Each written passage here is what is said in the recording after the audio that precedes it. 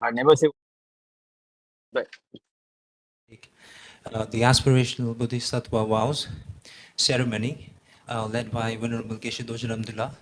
And before we begin this session, first of all, I would like to request each and every one of you that we'll do 3 prostrations and then we'll begin this session. Thank you.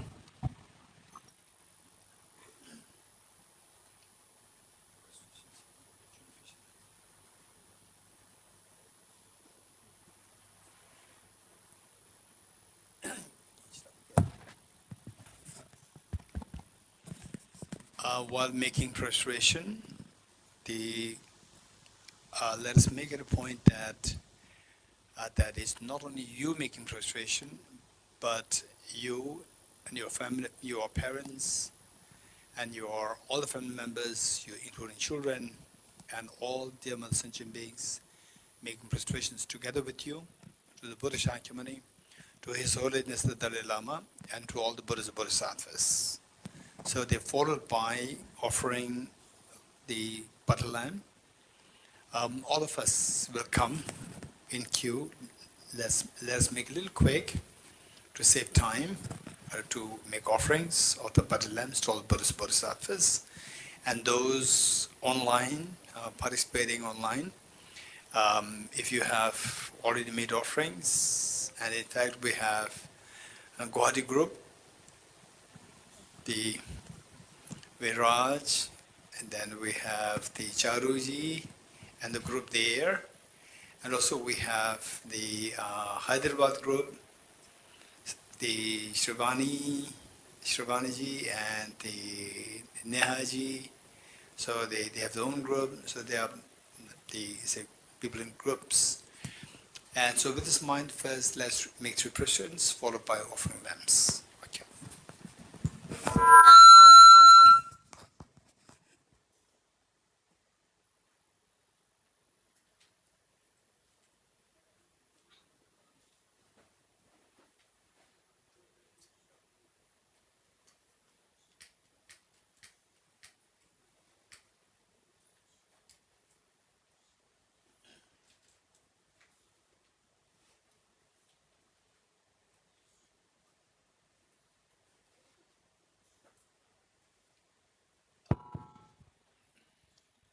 In the book, I think it should be on page 7.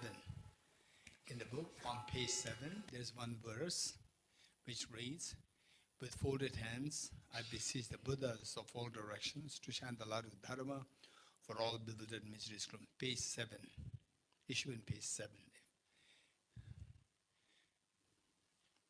Shagumla, page 7.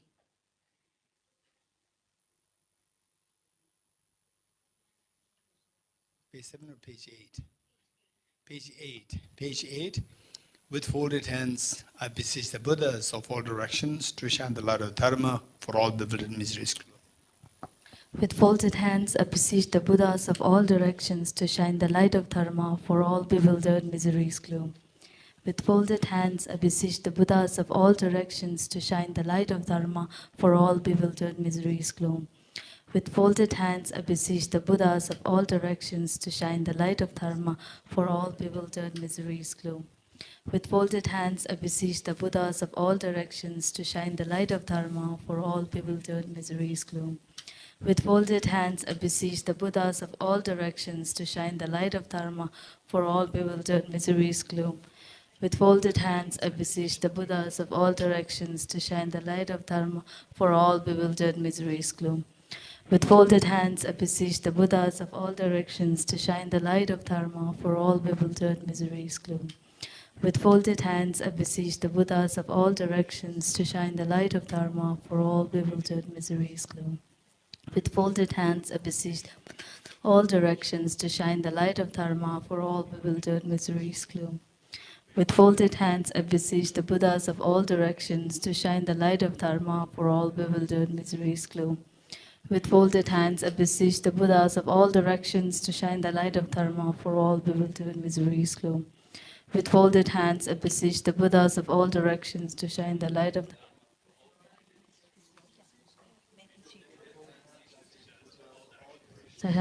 Dharma for all bewildered miseries gloom. With folded hands, I beseech the Buddhas of all directions to shine the light of Dharma. The Buddhas of all directions to shine the light of Dharma for all bewildered miseries gloom. With folded hands, I beseech the Buddhas of all directions to shine the light of Dharma for all bewildered miseries gloom. With folded hands, I beseech the Buddhas of all directions to shine the light of Dharma for all bewildered miseries gloom. Hands, I beseech the Buddhas of all directions to shine the light of Dharma for all bewildered miseries gloom. With folded hands, I beseech the Buddhas of all directions to shine the light of Dharma for all bewildered miseries gloom.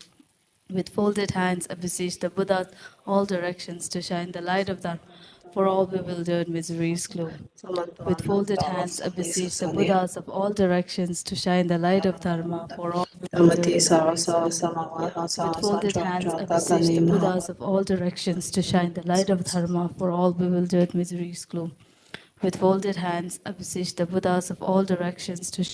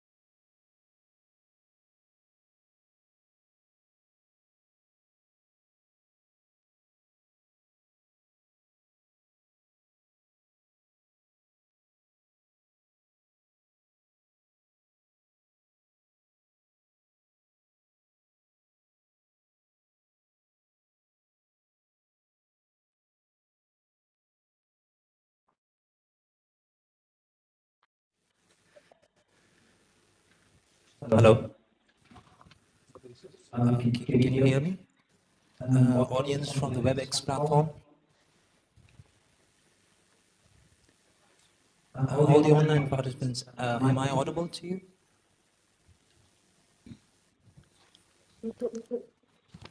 Yes, but there's quite an echo.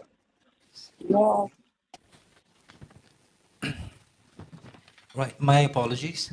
We'll begin once again. Um, yeah, all the WebEx online participants, can you hear me? Can you hear my voice? Yes, it's Right. very clear. Yes, it's fine. Thank you. Thank you.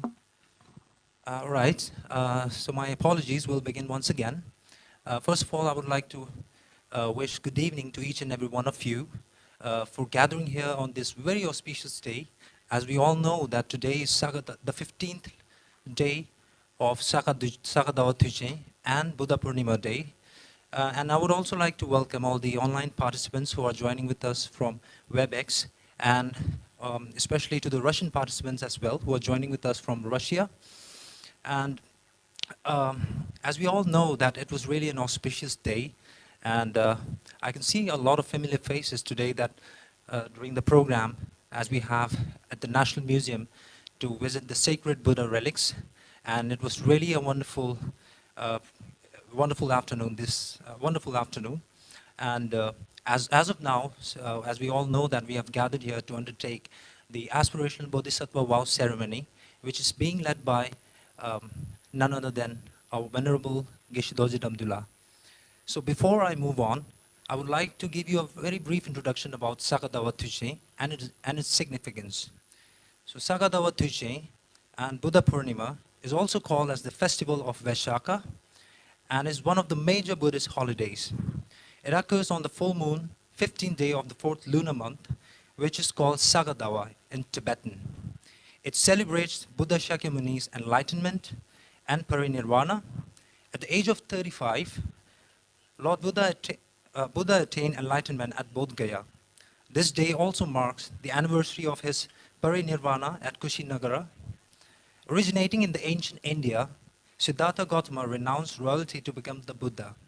His teachings of Dharma and the Middle Way inspire millions with values of compassion, non-violence, and wisdom.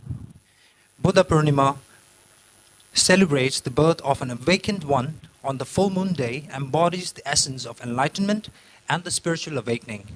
Now, without any further ado, I would like to request our director, Venerable Geshe Dorje Damdula, to kindly lead this session. Thank you.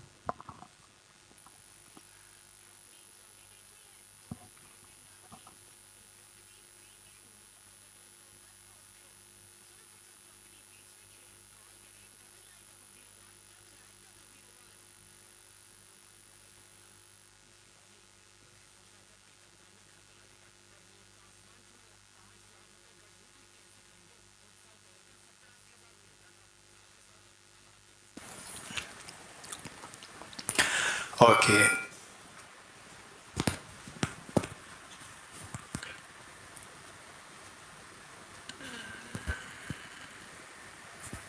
Hello.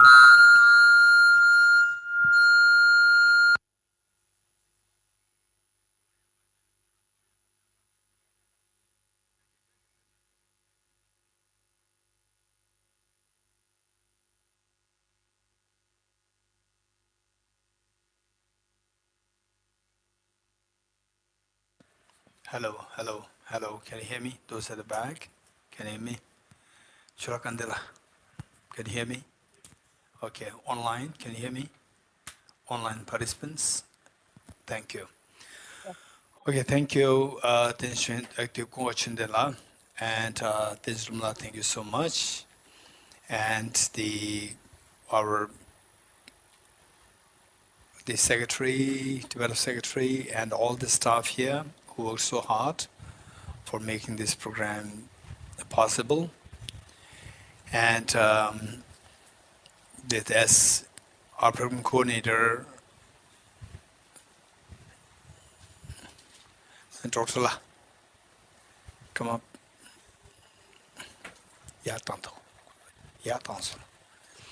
So, as our program coordinator,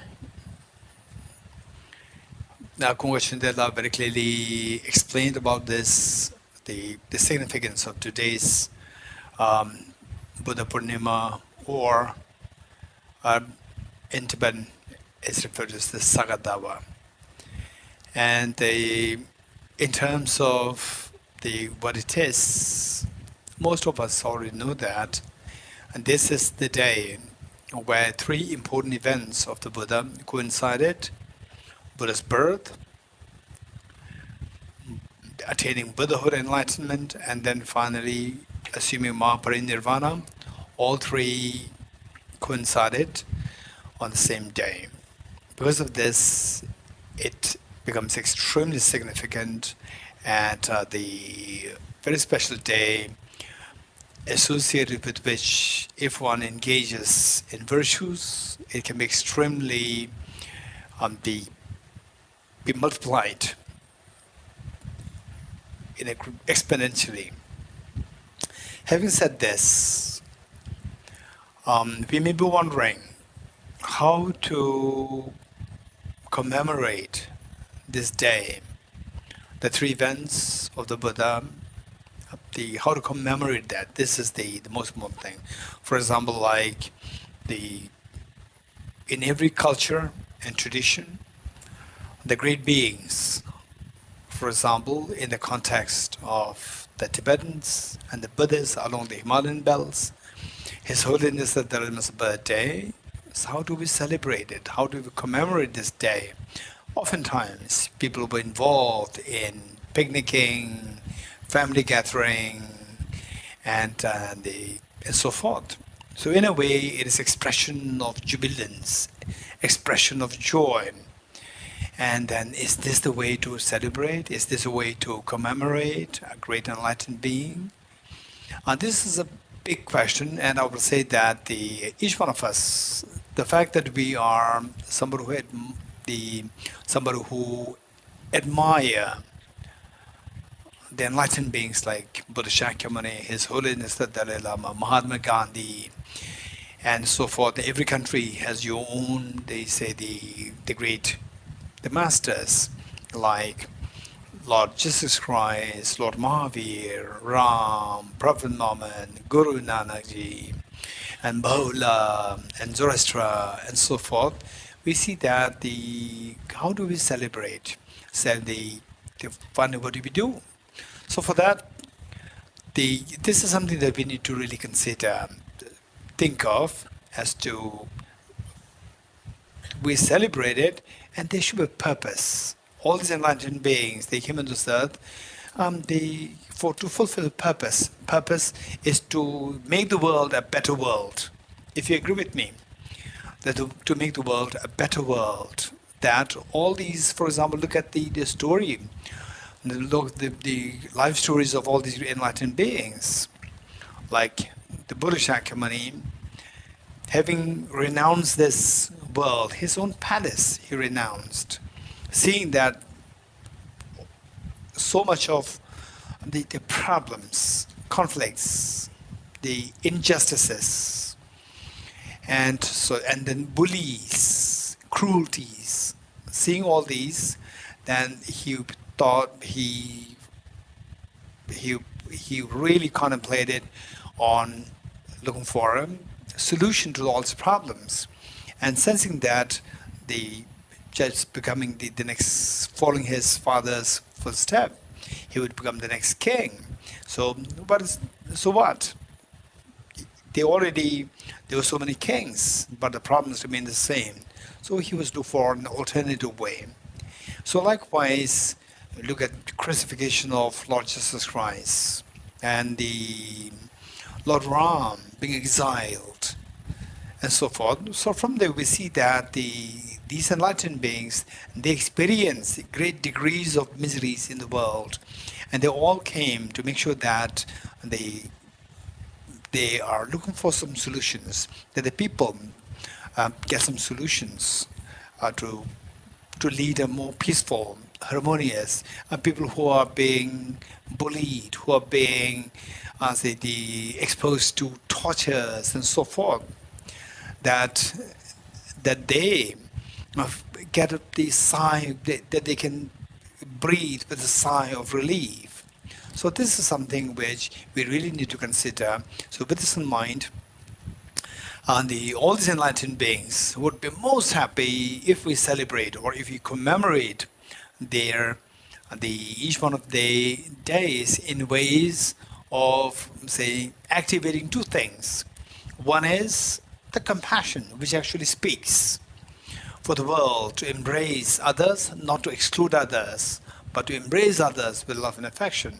For example, one common example that we need to really think about, and then the people who really admire and who seek inspiration, blessings from the Buddha Shakyamuni, is that, for example, say in a family, you have, say, 1 room, 2 room, 3 rooms, and in it, if there is one selfish family member who will say that, okay, so this is my room, and this is the kitchen, this part, the 2/3 belongs to me, and 1/3 belongs to you. So if this is how selfish person separates or defines that the small territory within your own complex, family complex, we see that a wise person would see that even if you are extremely selfish and so bullish, and the bullying of family members, but the fact that you divide, that okay, 2/3 belongs to me, 1/3 belongs to the rest of the family, so which means that you don't own the whole thing. You get only 2/3. But if all the family members, they enjoy the whole thing, everything's yours, everything's mine, then every family member gets the whole thing. This is beautiful. Likewise is the world. The world, we can actually think of living together where one person can have the whole world, rather than, okay, this is my territory, this is your territory, you cannot come inside. And then in a way you are creating a prison for yourself, because that you cannot enter into the territory of somebody else. You're creating this, creating a small space where you cannot go outside that space that is known as prison. So we are imprisoning ourselves. This is because of the lack of our wisdom, intelligence. So the Buddha Shakyamuni, one thing that to commemorate this great enlightened the being, our teacher, is to increase our intelligence. To increase our intelligence where you feel joyous, where you feel happy, you expand your thoughts, and likewise others, you attract more smiles from others. And we see that, in other words, the point is that the compassion, universal compassion, on a basis of understanding the interdependency, the wisdom of understanding the interdependency of oneself and others. This is amazing. So the great examples given by Guru Nanak, Lord Mahavir, Maula, Lord Ram, and so forth, we see that we really need to focus on the, say, two universal qualities within each one of us.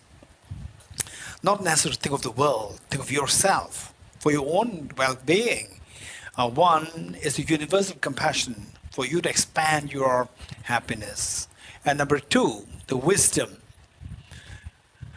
to have expansive and profound wisdom to make these two things happen. With this in mind, the Tibet House, we organized this program, and earlier we paid a visit to the sacred relics of the Buddha Shakyamuni, and then indeed it happened to be so auspicious in ways that there were so many people who were otherwise unrelated to Tibet House, all happened to be there.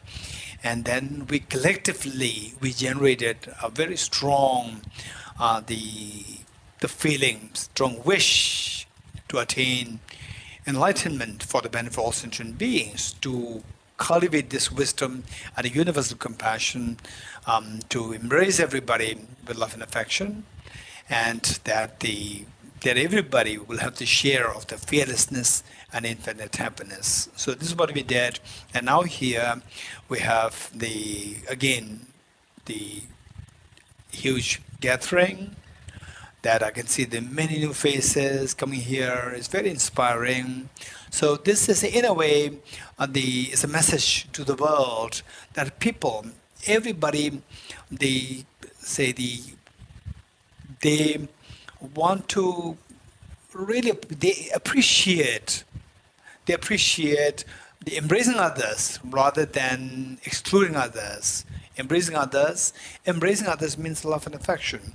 And that, to what extent what embraces others depends on to what extent is the profundity and the vastness of your wisdom. So we are again, after the visit, having paid visit to visit and pay respect to the sacred relics of the Buddha, which is housed in National Museum in New Delhi here. So now we are here in Tibet House, the teaching hall, and we are going to do the ceremony, undertaking the ceremony of taking the Aspirational Bodhisattva vow together. And then it is not necessary that, and then also we see that there are so many online, and particularly the one Guwahati team, Guwahati group, I think headed by the Charuji and Virajji, two of them there, and also we have from Hyderabad, the Sneha and Shrivani team, the group there, and then I'm sure the Russian group is also there. So we see that there are more and more number of people on these. This is, in a way, while on the one hand, it's quite sad to see that so much of turmoils, the miseries, and underground, the complications, or the domestic violence, wars, and so all these things are happening. At the same time, we see that more number of people are there to appreciate, eager to embrace other people, at least to appreciate the quality of compassion on the basic understanding of interdependence on others. So with this in mind, so online, offline, both, what we do is that we will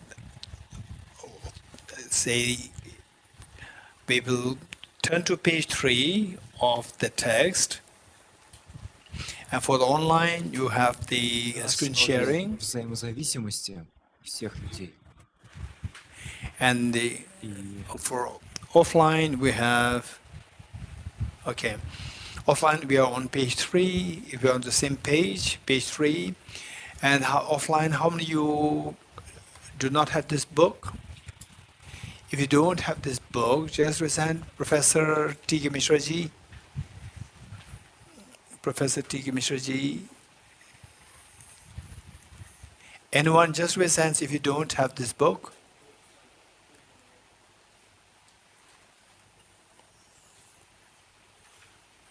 Okay, where's Kusantigila? Kusantil, come here.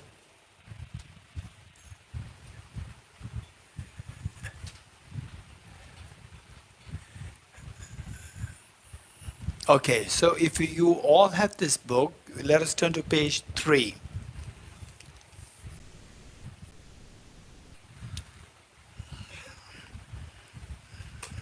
Okay, ready? Setting a proper motivation. And today, given that the online, I can see many faces, almost like most of you are very familiar faces to me, and offline also familiar faces plus new faces there. Okay, so we're going to make it straight.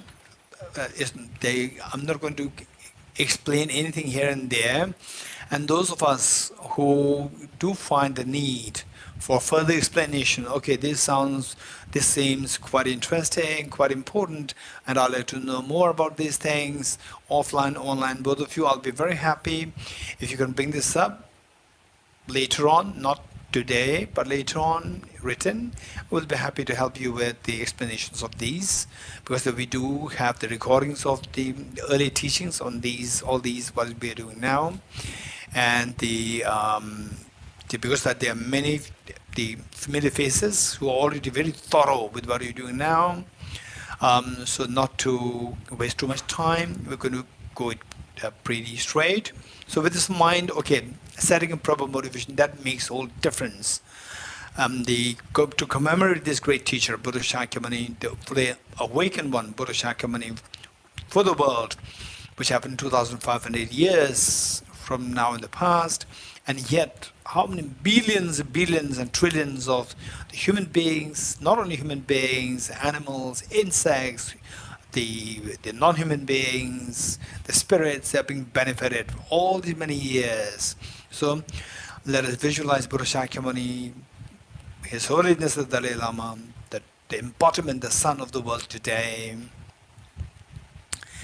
and just visualize them as so loving, caring, embracing to you, particularly to you, along with all the Dhamma sentient beings. And let us also reinforce the visualization of your two grandparents and all your family members, including children, and all Dhamma sentient beings living on the side. And the purpose of this practice today, particularly in ways to commemorate this great enlightened, the master Buddha Shakyamuni, with the acknowledgement that each one of us, we have the seed of perfection. Each one of us, no matter how difficult, what kind of difficulties that you go through, each one of us, we have the seed of perfection within us. So our job is to awaken this seed, and to awaken this, knowing that the seed is being blinded, obscured by the self-grasping ignorance. So our job is to eradicate the ignorance by applying the antidote, which is the wisdom to see the reality, to wake up from the sleep of ignorance. And with this mind, this wisdom must be tempered by the Bodhicitta, the spirit of Bodhicitta, the compassionate spirit of Bodhicitta, wishing to become fully awakened, or Buddha, for the benefit of all demon sentient beings. So here when we say Buddha, it should not be think of as Buddhism. It should be thought of as awakened state, fully awakened state. The word Buddha is a Sanskrit word, and it simply means awakened one. So each one of us, we have the responsibility to be awakened for the benefit of your parents, for your children, for your family members, and in fact for all the demon sentient beings. So as we read the following verses, let us make it a point that we reflect on the meanings. And without reflecting on the meanings, then it is like parroting. The benefit is going to be much less. So with this mind, imagine that you are leading this practice, you are leading this the practice and the recitations, and then all sentient beings are joining you. Page 3. And teach by great compassion, you taught the Immaculate Dharma to dispel all perverted views. To you, the Buddha Gautama, I pay homage. And teach by great compassion, you taught the Immaculate Dharma to dispel all perverted views. To you, the Buddha Gautama, I pay homage. And teach by great compassion, you taught the Immaculate Dharma to dispel all perverted views. To you, the Buddha Gautama, I pay homage. Next page. I go for refuge and turn my light to the Buddha, the Dharma, and the Sangha. By my accumulations of the practice of giving and so forth, may I become a Buddha to benefit all sentient beings. I go for refuge and turn my light to the Buddha, the Dharma, and the Sangha. By my accumulations of the practice of giving and so forth, may I become a Buddha to benefit all sentient beings. I go for refuge and turn my light to the Buddha, the Dharma, and the Sangha.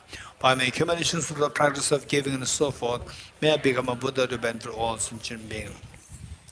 Sanye joda zoge chonam noi chanjo bado dane gyalso che dage jinso gebe sonam ge droga benjere sanye drobare sho Sanye joda zoge chonam noi chanjo bado dane gyalso che Age jinso gebe sonam ge dola benjere sanye drobare shom Sanye joda zoge jonam noi chanjo bardo dane gyabzo che Age jinso gebe sonam ge dola benjere sanye drobare shom Independent origination, there is no ceasing, no arising, no annihilation,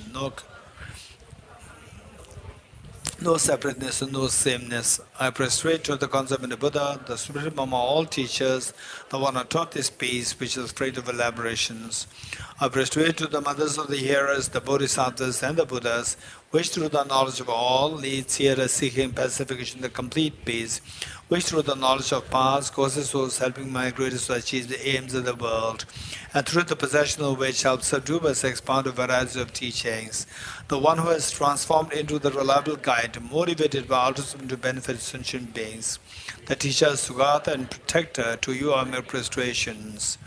The one who has eliminated the web of conceptualizations and has sent out with the divine bodies of the vast and the profound, who eternally shines forth the forever noble light rays, to you, the Buddha, make prostrations. Inspired by wisdom and compassion, today in the Buddha's presence, I generate the mind of full awakening for the benefit of all sentient beings. We'll recite this mantra 3 times together. And those of us who do not know how to recite it, don't worry, just listen to us and join us. Om ye dharma hetu pra prabhavam hetum tesham dathagato hyavatat tesham chayo nirodha evam vate mahashramanaye svaha Om Yedarama Hetu Prabhavam Hetum Tesham Dathagato Yavatat Tesham Chayo Nirodha Evam Vati Mahashramanaye Svaha Om Yedarama Hetu Prabhavam Hetum Tesham Dathagato Hyavatat Tesham Chayo Nirodha Evam Vati Mahashramanaye Svaha. Meaning of the tendering Yumbo mantra. All phenomena arise from causes. The causes are taught by the Tathagata. The cessation causes as well as taught by the great seer. Profound, peaceful, elaboration free, clear light and non-composite, such as the nectar-like dharma I have discovered, finding no one to fathom this teaching in silence and return to words. Pure utterance, thought and expression is the perfection of wisdom, which is unborn, unseized, and has the nature of space, is the object of apprehension of self-realized wisdom to you, the mother of the Buddhas of the 3 times of obeisance, the 4 seeds of the Buddha's teachings. All composite things are impermanent. All contaminated things are the nature of suffering. All phenomena are their nature emptiness and selflessness. Transcending sorrow's peace. The Guru is the Buddha, the Guru is the Dhamma, likewise the Guru is the Sangha, the Guru is the source of everything wholesome. I go for refuge in the Guru. By the sound of the vibrant drum of Dharma, you liberate all beings of miseries. I beseech you to kindly make give teachings until the end of the expanse of billions of aeons. The Buddha does not watch the negativities of beings, nor does he remove their miseries by his hands. His spiritual realizations are not transferred to them. It is by teaching the truth of suchness that the beings are liberated. With folded hands, I beseech the Buddhas of all directions to shine the light of Dharma for all bewildered miseries glow. Instructions on parting from the 4 attachments. If you are attached to this life, you are not a spiritual practitioner. If you are attached to samsara, you have no renunciation. If you are attached to your own self-interest, you have no bodhicitta. If there is grasping, you do not have the view. Okay, page 14. Praise to Shakyamuni Buddha. So commemorating the day of the Buddha Shakyamuni, who appear in the world to liberate the beings from the miseries. As we read the verses, just see what are the qualities on the basis of which the Buddha Shakyamuni was praised, and then see if you have some of these qualities within you. If you do have, rejoice, and if you don't have, no matter how these hopeless we ourselves seems to be like, we all have the seed of perfection, technically known as Buddha nature. Everybody has the Buddha nature, whether you're a believer or non-believer, Buddhist or non-Buddhist, male, female, there's no difference. Everybody has the seed of perfection within. The job is just to awaken it. How to awaken it? It requires the support of the great masters, the guidance. So what we see here, these are the guidance to identify what are the qualities which would make us somebody who is being respected by others, and that the purpose of life is being extracted, and that you are able to benefit others as well. Page 14. Praise to Shakyamuni Buddha. To the founder, the enthroned transcendent destroyer, one gone beyond, for destroyer.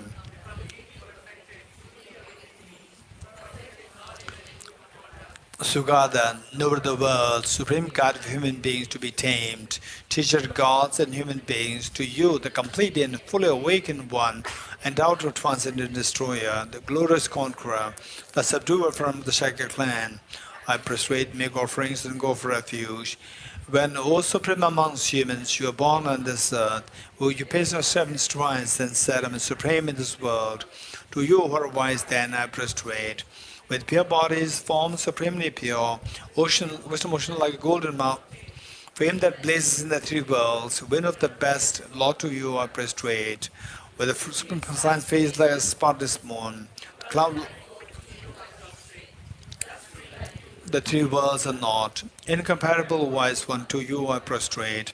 The Savior having great compassion, the Founder having all understanding, filled of made like a vast ocean, to you the Tathagata I prostrate. The purity that frees from attachment, the virtue that frees from the lower realms, one path, the sublime pure reality, to the Dhamma that pacifies I prostrate. Those who are liberated and also show the path to liberation, wholly feel qualified with realizations, who are devoted to the moral precepts, to you the Sangha I prostrate. Do not commit any non-virtuous actions, perform only perfect virtuous actions. Subdue your mind thoroughly, this is a teaching of the Buddha. A star, a visual aberration, a flame of lamp, an illusion, a drop of dew or a bubble, a dream, a flash of lightning, a cloud, say conditioned things as such. Through this marriage may sentient beings attain the rank of all saying, subdue the four faults and be delivered from samsara's ocean, perturbed by the ways of aging, sickness and death.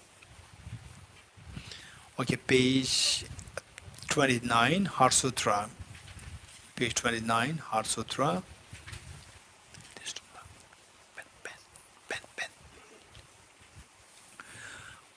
Okay, page 29, Heart Sutra.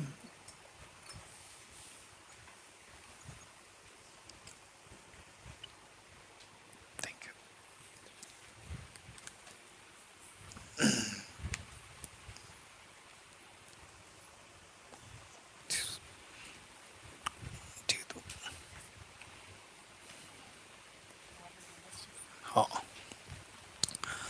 Page 29. Heart Sutra is the primary fundamental, which is the wisdom of emptiness, teaching us how to wake up from the sleep of ignorance. We're all suffering, all because of like the being enslaved by the sleep, by the ignorance, by the sleep, and then we create our own dreams. We fail to see dream as our own creation, and then that dream affects us, and then we go through the nightmare. So how when there's all these things, sickness, aging, death, tension, depression, anxiety that we go through in our life, we see that in reality this is all nothing but the play of our own mind. Failing to see them as a play of our own mind by seeing them so objectively, intrinsically out there, and that affects our mind. And the wise people, what they do is that they look for ways and means to wake up from the sleep of ignorance so that you will not be affected by the contents of the dream anymore. So this is the Heart Sutra is for that purpose. And of course, on this auspicious day, we read this. Of course, there's great benefit, but then more important than this is that we really study this. Study and to know that how everything is like a dream, not just follow blindly, but to make sure that we understand what is being taught there, and then you discover that, okay, this is something which I can understand, that everything is like a dream, it's all projection my dream. The moment you wake up, you see the dream as dream. Seeing the dream as dream, your fears dissolve. So particularly I would say that I know that, for example, like here we have Sangela there. Sangela raise hand, the girl there. Sangela, yes, she's extremely compassionate and taking care of all the animals. This is amazing.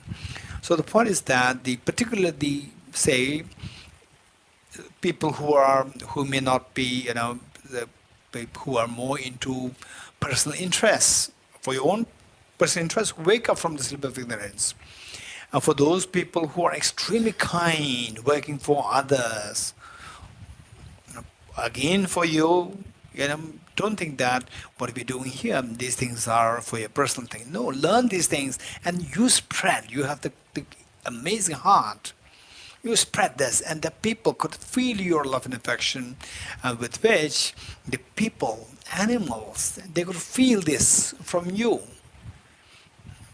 And then you say, and then they become so receptive to what you're saying because they could feel your heart. So this is how good people should also learn the concept of the what is awakening, how to wake up from the sleep of ignorance, so that you can share this wisdom with other beings as well will be liberated. This is the wisest thing to do. So and all of us, and eventually anyone who comes here, is a clear indication that you have admiration for the Buddha, which means that who is the Buddha who left everything behind, driven by altruism, driven by compassion, to work for the welfare of all sentient beings. So since that we admire this Tathagata, full awakened one, so our job is to go in this direction, to be kind towards other beings. And then see how I can wisely be kind towards the beings, to make things work on a large scale in a very effective way, rather than feeling just so bogged down by the sadness. Look at the world, it's so terrible, suffering, so many people are suffering, and then you feel helpless. Instead of that, learn this wisdom, share this wisdom, that as many beings can be affected. For example, the Buddha Shakyamuni, one prince, he walked in this direction, and now look, all these last 2,500 years, this one prince who became enlightened and who is able to produce so many brilliant minds, like today His Holiness the Dalai Lama, Nagarjuna, Bodhisattva Arideva, Bodhisattva the Recitations, and so forth. These brilliant beings were being produced because of his wisdom, because of his consummation of the wisdom. So if this is what can be done with one being, why not? Each one of us, we all have the potential to say the culminate, to have these qualities culminated in full. So why not we do that? So with this in mind, that the key lies in the wisdom. For example, I remember my teacher back in my school days, when I must be like 16 years old, and my teacher shared us his anecdote with his students.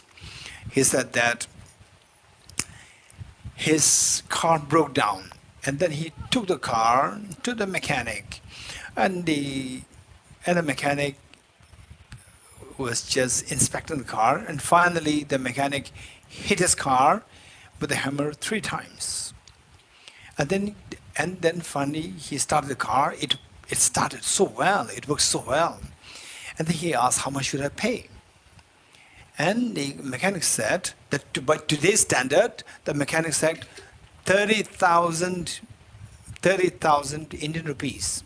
30,000, just hit 3 times, hammer. 30,000 is so expensive. He said, it's so expensive, you just hit the car with the hammer with three times. And then you're charging 30,000. He said, no, hitting the car with the hammer 3 times, that's for free. Where to hit? I charge for that. I do not charge for hitting. You can also hit 10 times. I'll not charge for free. But I charge for where to hit. That requires the wisdom and the intelligence. So the Heart Sutra, Perfection of Wisdom Sutra, is to awaken our wisdom. So with this, then they say you do something and millions can be benefited just by one person. So this is what this Prince Siddhartha did, accomplished, and now all these 2,500 years people have benefited. They get the solace, that they get the peace of mind, they get the awakening, they're able to awaken others, like the one lamp just spreading to millions, billions, trillions, and infinity. So this is what we can do with this mind. Let's recite this, page 29. It can be a little technical, but we're very fortunate to meet with this teaching of the Heart Sutra. The Heart Sutra, the Perfection of Wisdom Sutra. I prostrate to the Arya Triple Gem. Thus did I hear at one time the Buddha was when in Rajgriha, together with a great community among community Bodhisattvas. At that time, the Buddha was absorbed in the concentration on the categories of phenomena called profound illumination. Also at that time, the Bodhisattva Mahasattva Aravarukateshvara looked upon the very practice of the profound illumination of wisdom and beheld those five aggregates also as empty of inherent nature. Then, through the power of the Buddha, Venerable Shariputra said this to the Bodhisattva Mahasattva Aravarukateshvara: how should any child of the lineage who wishes to practice the activity of the profound perfection wisdom train? He said that, and the Bodhisattva Mahasattva Aravarukateshvara said this to the Venerable Shariputra: Shariputra, any son of the lineage or daughter of the lineage who wishes to practice the activity of the profound perfection of wisdom should look upon it like this, correctly and repeatedly, beholding those five aggregates also as empty of inherent nature. Form is empty, emptiness is form. Empty is not other than form. Form is also not other than emptiness. In the same way, failing discrimination, composite factors, and consciousness is empty. Shariputra, likewise, all phenomena are empty, without characteristic, unproduced, unceased, stainless, not without stain, not deficient, not fulfilled. Shariputra, therefore, in emptiness, there is no form, no failing, no discrimination, no composite factors, no consciousness, no eye, no ear, no nose, no tongue, no body, no mind, no visual form, no sound, no smell, no taste, no object of touch, no phenomenon. There is no I element and so on, up to and including no mind element and no mental consciousness element. There is no ignorance, no extinction of ignorance, and so on, up to and including no aging and death, no extinction, aging and death. Similarly, there is no suffering or origination, cessation of path. There is no exalted wisdom, no attainment, also no non-attainment. Shariputra, therefore, because there is no attainment, Bodhisattvas rely on and dwell in the perfection of wisdom, the mind without obscuration and thus without fear. Having completely passed beyond error, they reach the end point of nirvana. All the Buddhas who dwell in the three times also manifestly have completely awakened, unsurpassed, perfect, complete enlightenment in reliance on the perfection of wisdom. Therefore, the mantra of the perfection of wisdom, the mantra of great knowledge, unsurpassed mantra, the mantra equal to the unequal, all suffering should be known as truth, since it is not false. Mantra of the perfection of wisdom is declared: Tyatha Om Gade Gade Para Samgade Bodhi Swaha. Shariputra, the Bodhisattva Mahasattva, should train in the profound perfection of wisdom like that. Then the Buddha arose from that concentration, commanded the Bodhisattva Mahasattva Aravarukateshvara, saying, well said, son of the lineage, it is like that, it is like that. One should practice the perfection of wisdom just as you have indicated. Even the Tathagatas rejoice.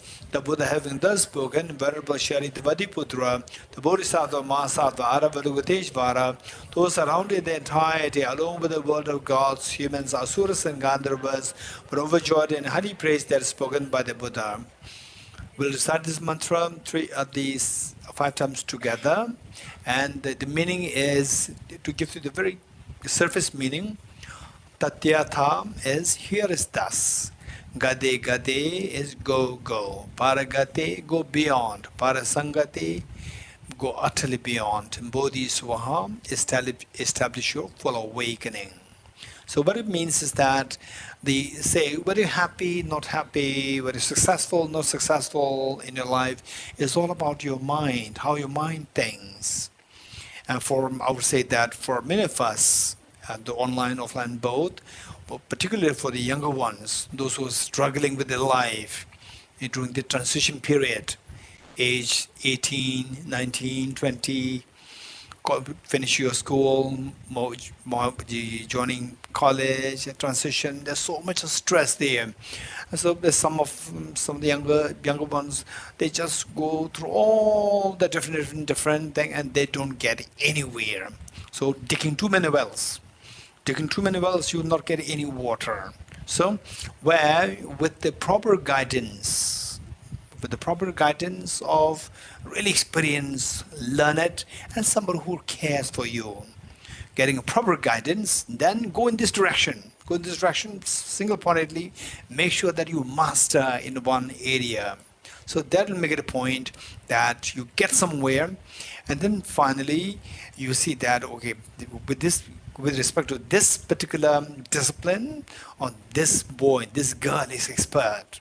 So this is something what we need to think of doing, rather than touching so many things and not getting anywhere, and then you end up becoming so desperate. So the meaning of the mantra here is that I'm going to train my mind in such a way that all my, say, the obstacles in my mind, like anger, attachment, craving, jealousy, and then obsession, and so forth, obsession, whatever, the gadgets, and so forth. So these I will stay away. I'll stay away from these, and then I'll make sure that I'll keep growing. What smart, sensible people will consider, okay, this girl is really maturing. This girl is so amazing, so thoughtful, so responsible. This boy is very responsible, so thoughtful and growing.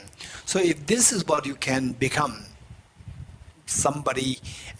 you become somebody like this, where the sensible, smart, experienced, knowledgeable people they admire, which means that you are in the proper track. Whereas where the, say, people without any sanity, they say, what are you doing? Is still, and then they say and whereas what you do, people without sanity, they say that, oh, you're doing great, you're amazing. But the smart people, they would say, what? How unwise, how much time that person's wasting. Youth, you are wasting your youth. If this is what happens, it's very unfortunate. We really need to reconsider.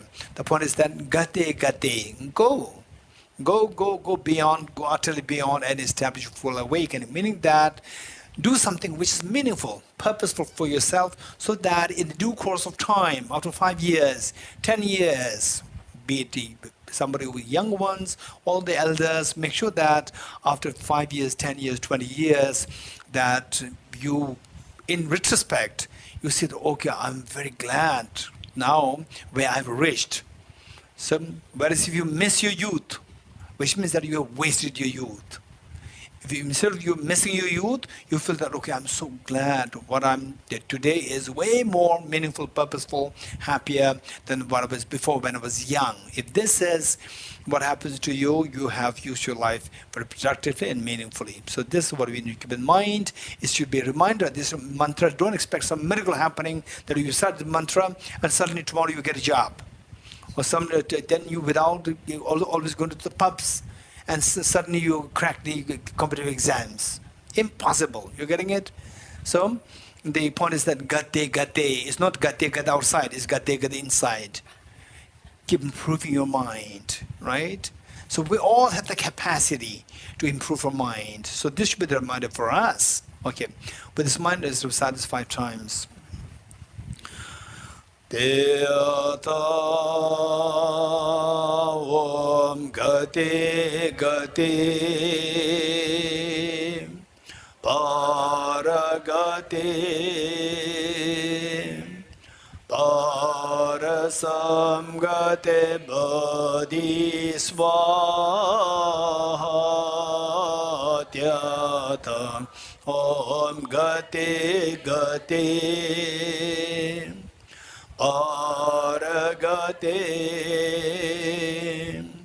Parasamgate Bodhisvatyata Om Gate Paragate Parasamgate Bodhisvatyata Om Gate Paragate Parasamgate Bodhisvatyata Om Gate Paragate Parasamgate Bodhisvatyata. by the teachings of the three supreme jewels possessing power of truth, may inner and outer hindrances be transformed, may they be dispelled, may they be non-existent, may they be pacified, may all negative forces opposed to the Dharma be completely pacified, may we be pacified, may we be separated from the problems and conditions harmful to the Dharma, may all enjoyments be in accord with the Dharma, may auspicious and perfect happiness pervade this place now. Okay, next is reading page number 35. Page number 35. The 8 verses of training the mind. So the Heart Sutra is for the wisdom, and the 8 verses for training the mind is for the compassion. If you have these two things happen, no doubt you are going to be the happiest person, the one with the greatest purpose of life. Wisdom and compassion. So 8 verses for the compassion. And the compassion, we talk about universal compassion, not only to your near and dear ones. We have to start from the near and dear ones. For the mother's love towards the child, and child's love towards the mother, the father, and so forth. And then expand it to your neighbors, to the countrymen, and towards all the sentient beings, human beings, animals, including the mosquitoes. Right? We see that. Interesting, one time there was the meeting of all the religious the representatives, and they were asked to present to share the various religious activities or the ceremonies being conducted by the different religious traditions, like say the Hinduism, Islam, Jainism, Sikhism, Christianity, Judaism, Buddhism, and Zoroastrianism, Baha'i, and so forth. And then the chairperson for this meeting, was a lady, and it was a little hot, and there were mosquitoes there, and all the religious leaders, they were talking about what ceremonies, what kind of the festivities they observe, related to their respective religions. And the chairperson for this, the mosquitoes were like this, she was killing like this. And after this, then it was my turn to speak about the Buddhist practice. And I said that, and they say, in the Buddhist tradition, even the small children, 2 years old, 3 years old, they were taught how to feel compassion towards their tiny insects, including mosquitoes. And then this lady felt so uneasy, said, okay, that's very weird. So I was killing the mosquitoes, and here I'm chairing a session where we should abstain from harming others. So this is the irony. So the point is that compassion, universal compassion. And so where you have the compassion and the wisdom, you are the happiest person. With the compassion but not the wisdom, then the people can abuse your compassion. And you can also suffer compassion fatigue. But as with the compassion, wisdom, you are going to be the happiest person, and your life will be full of meaning. And anybody who goes through difficulty will just see a safe heaven in you. This is so precious. Okay, so the compassion, universal compassion, it's not very easy. There are obstacles. There are obstructions which can hamper you from experiencing universal compassion. Like what? Ego, anger. These two are the two diseases that we have which hamper our compassion from growing.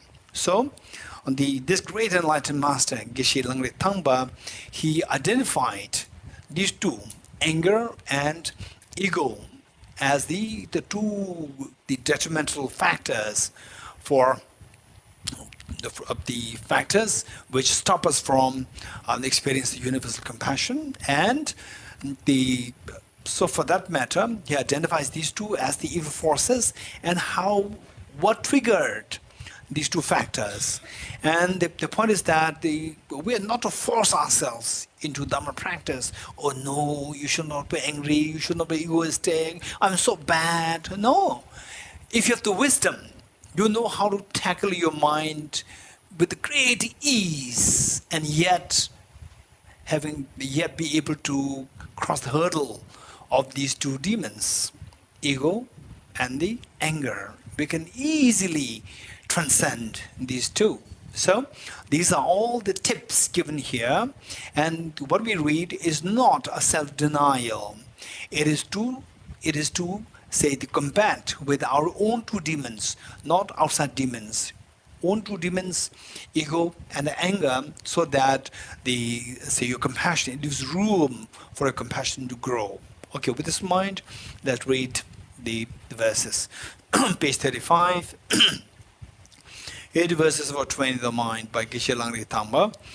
With the determination to achieve the highest aim for the benefit of all sentient beings, which surpasses even the wish-fulfilling gem, may I hold them dear at all times. Whenever I interact with someone, may I view myself as the lowest amongst all, and from the very depths of my heart, respectful hold others as superior. In all my deeds, may I probe in my mind, and as soon as mental and emotional afflictions arise, as they endanger myself and others, may I strongly confront them and avert them. When I see beings of unpleasant character and those oppressed by strong negativity and suffering, may I hold them dear for their find as if I have discovered jewel treasure. When others out of jealousy treat me wrongly with abuse, slander, and scorn, may I take upon myself in defeat, offer to others the victory. When someone whom I've held or in whom I place great hopes makes me extremely hurtful ways, may I regard him still as my precious teacher. In brief, may I offer benefit and joy to all my mothers, both directly and indirectly. May I quietly take upon myself all hurts and pains of my mothers. May all these remain undefiled by the stains of the 8 mundane concerns, and may recognizing all things as illusions, devoid of clinging, be released from bondage. From my 2 collections, vast space that I've amassed, from working with effort at this practice for a great length of time, may I become the chief leading Buddha for all those whose minds were surmised blinded by ignorance. Okay, let us turn to page 42, the foundation of all good qualities. So now the next question is how to wake up from the sleep of ignorance so that we can stop the tears of samsara. We shed tears, we've shed tears continuously. Sometimes the children creating problems on the parents have shed tears. And sometimes the children, the siblings, they fight among themselves, again have to shed tears.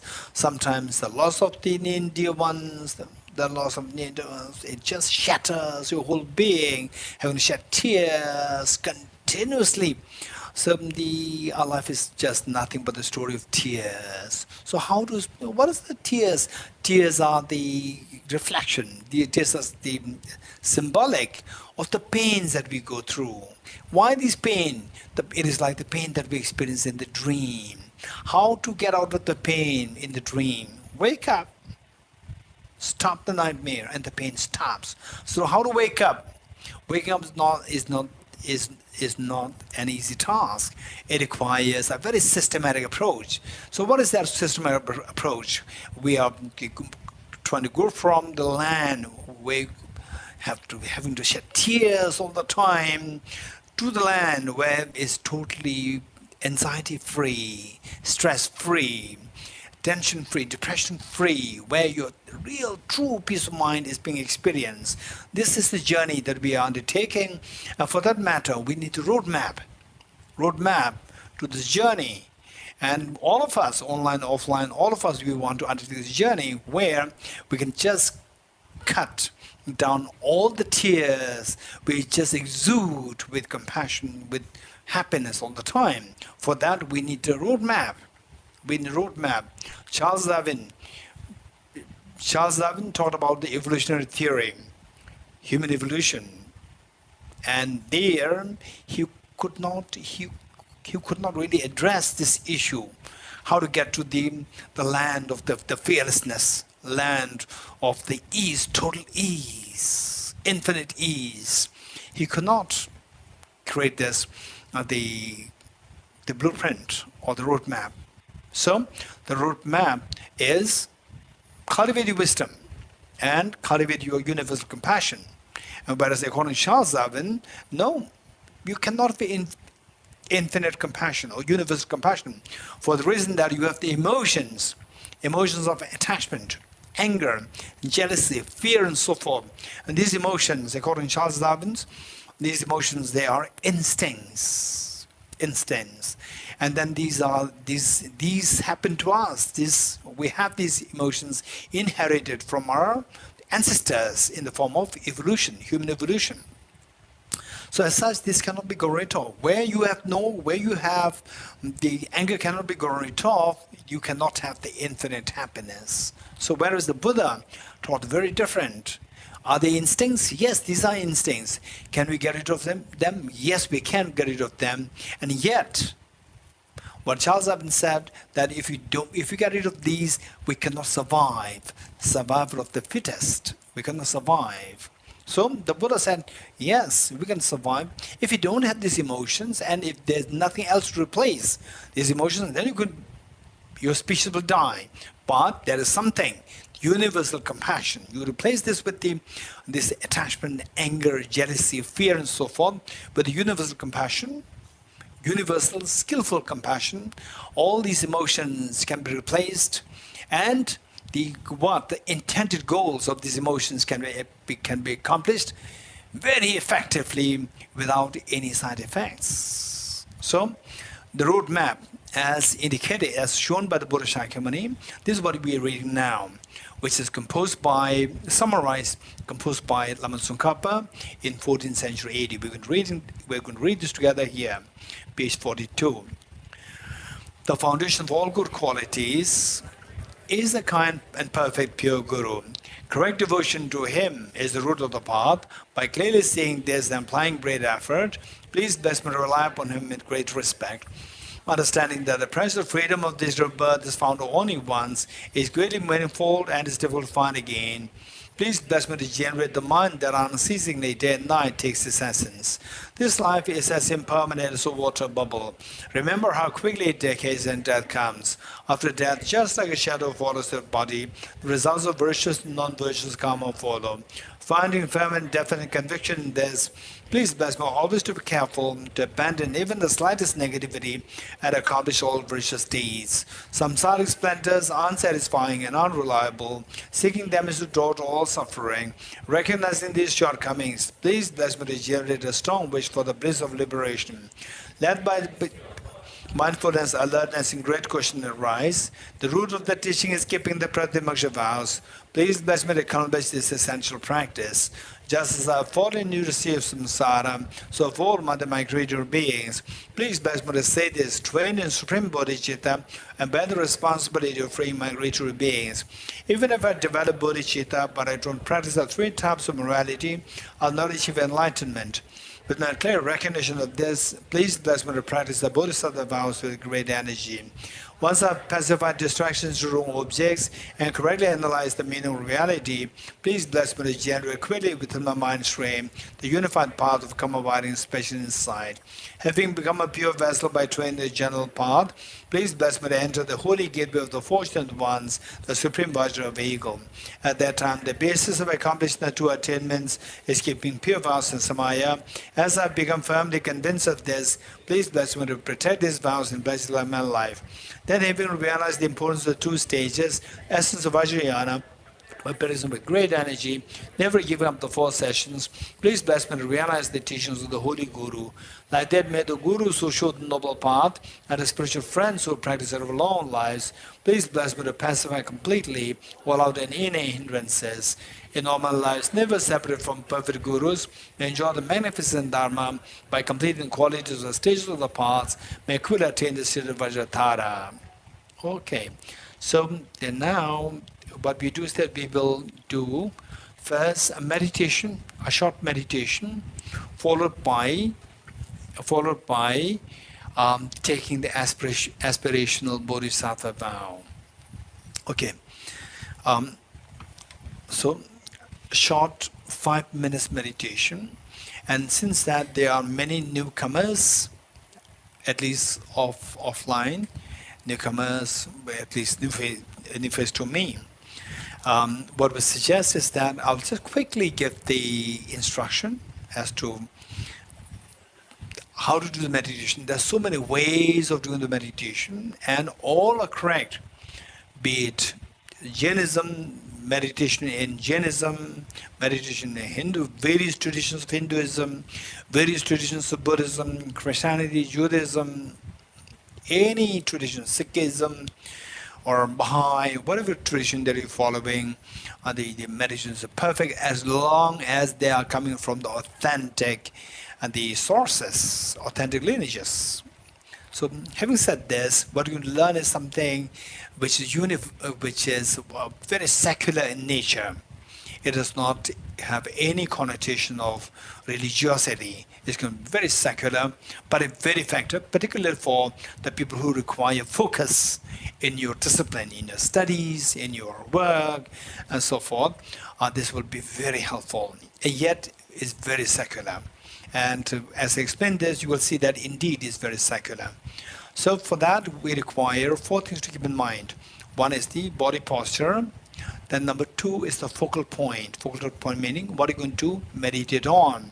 Then number 3, applying the errors or the mistakes that one can make in the meditation. Then number 4, applying the remedies to overcome the errors. 4 points. 1, the body posture. If possible, we can sit cross-legged. If not, don't worry, it's not mandatory. But the point is that if you can, that is good, particularly for those people who would like to do meditation for, say, on a daily basis.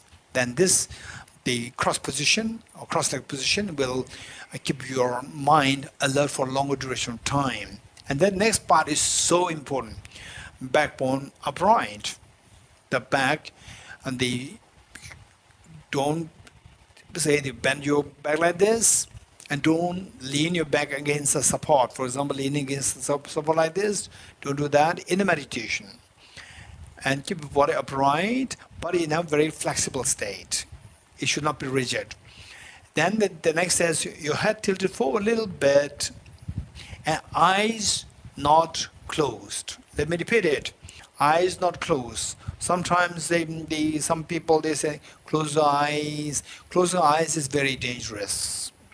And people who become expert in meditation, who are really expert in meditation, then for them, close eyes, open your eyes, no difference when you become expert. But the beginners, if you do the meditation with the eyes closed all the time, you will reach a saturation point whereby your meditation does not improve any further. And to undo this bad habit will take a long time. And also that you cannot meditate. The moment you keep your eyes open, you cannot meditate. So there are so many demerits there. So don't close your eyes. Keep your eyes half open like this, half open, next half open, 45 degrees cast down like this. Are you good?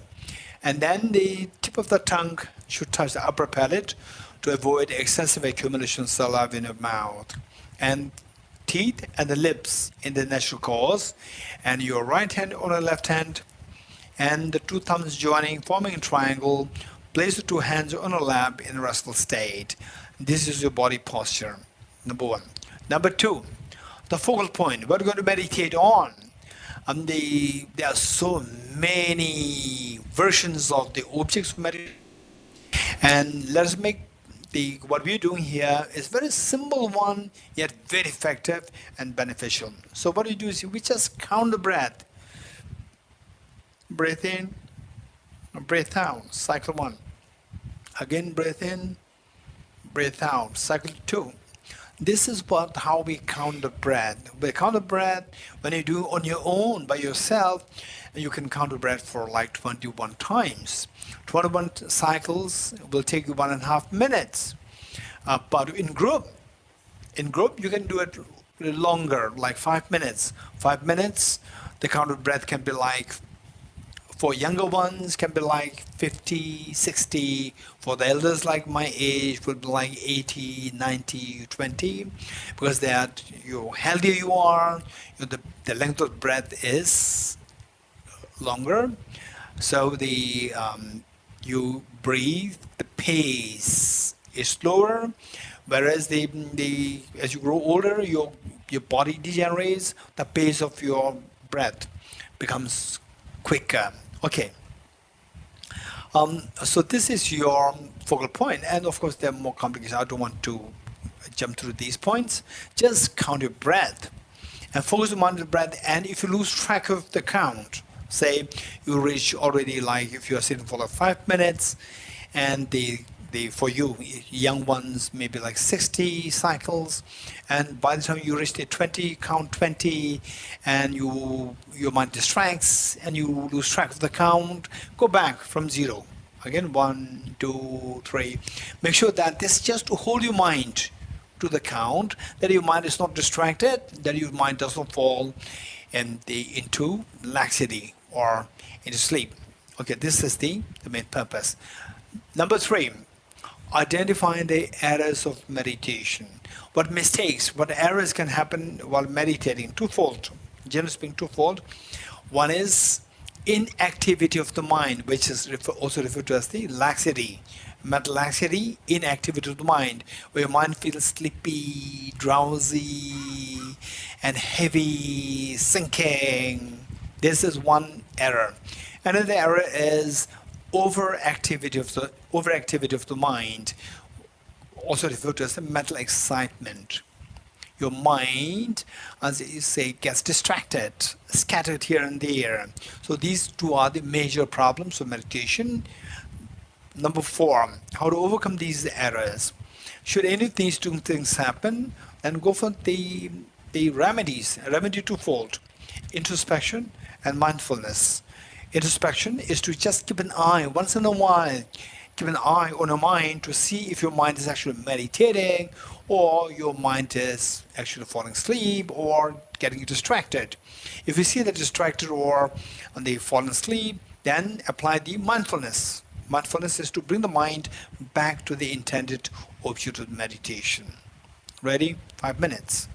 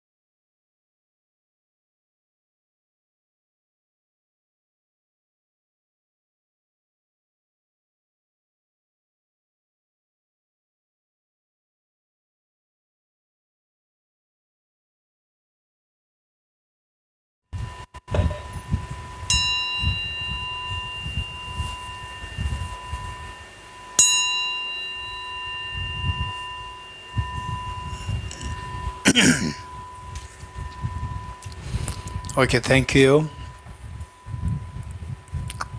Offline, online, can you hear me? Online, can you hear me? Okay, thank you. Okay, next we will do the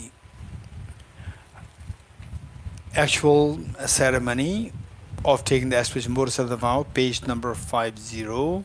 For that matter, what we do is that first we will do a little bit of analytical meditation, which is like a guided meditation. A guided meditation, guided meditation on compassion. And then we will end this meditation with the guided meditation with the Bodhicitta spirit, followed by the emptiness meditation. Okay. Ready?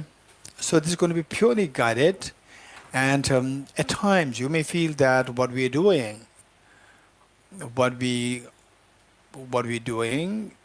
you may feel that it doesn't really resonate with what your mind thinks. What your mind thinks is one thing, and what we are saying is something different. These two don't really tally. Don't worry.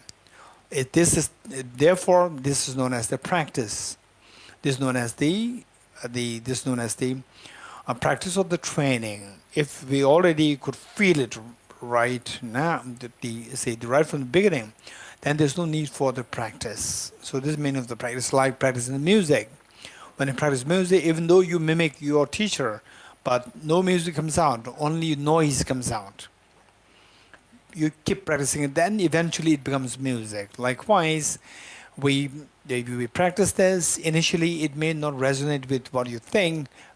Gradually, your thinking will change. This is how we develop the universal compassion. Are you ready? Okay, let us reinforce the visualizing all the Buddhas, Bodhisattvas in the space in front of us as so loving, caring, and embracing. And also let us think of your two parents and all of family members, including children, with you. Even though you may have difficulty with your parents, but this practice is particularly to transcend the ordinary people's thinking of having this discrepancy or this conflict with the parents and so forth. We are trying to transcend those. So with this mind, the first, immeasurable loving kindness. How good would it be that all my dear Mother sentient beings are endowed with happiness and the causes of happiness. May all my dear Mother sentient beings be endowed with happiness and the causes of happiness. The Buddha's I will take the responsibility that all my dear sentient beings are endowed with happiness and the cause of happiness. The Buddhas, Bodhisattvas, like the mother after all these many years of raising her children, today the eldest daughter is just age 12. Eldest son age 11, two of them come to the mother, tell the mother, Mother, please take rest, you've done everything for us. We're already grown up now, we'll take her first siblings. And the mother couldn't believe her eyes and ears. Were so moved into tears by the amount of the compassion, amount of the love the two children demonstrated. This is exactly what all the Buddhas, Bodhisattvas are feeling today. So this innumerable, intense love and affection all the Buddhas, Bodhisattvas feel today invoke the compassionate minds of Buddhas, Bodhisattvas to send for the nectars of soothing lights towards you and all Dhamma sentient beings. The mere touch of lights and nectars with the bodies brings yours. Wishes of all, the mere touch of the nectars of the bodies of yours and beings instills in all happiness and causes happiness in the minds of sentient beings yourself.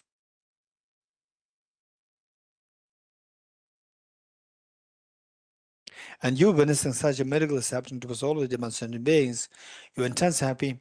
Take 3 deep breaths, sound with relief.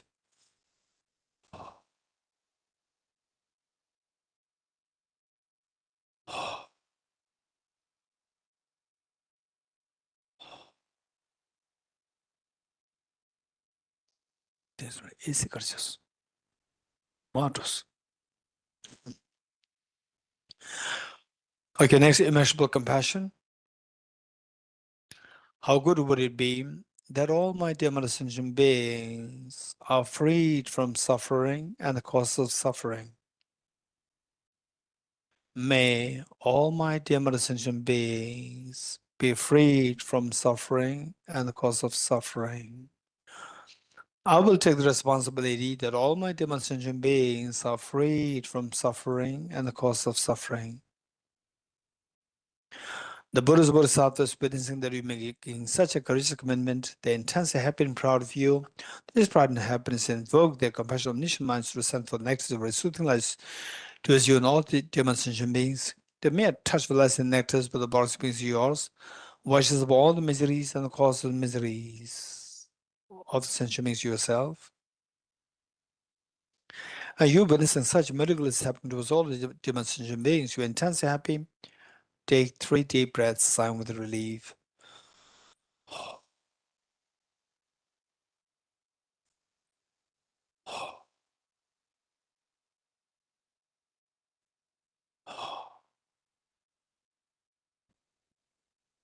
Immeasurable joy. How good would it be that all my dear sentient beings be never separated from happiness and the causes of happiness that they're endowed with? May all my dear sentient beings never be separated from happiness and the cause of happiness that they're endowed with. I will take the responsibility that all my dear sentient beings are never separated from happiness and the causes of happiness that they're endowed with. The Buddha's Bodhisattvas witnessing that you make such a courageous commitment, they're intensely happy and proud of you. This pride and happiness invoke their compassion omniscient minds to send forth nectars of soothing lights towards you and all dimensions beings. Their mere touch of lights and nectars with the bodies beings yours stabilizes the happiness and the cause of happiness that they're being endowed with.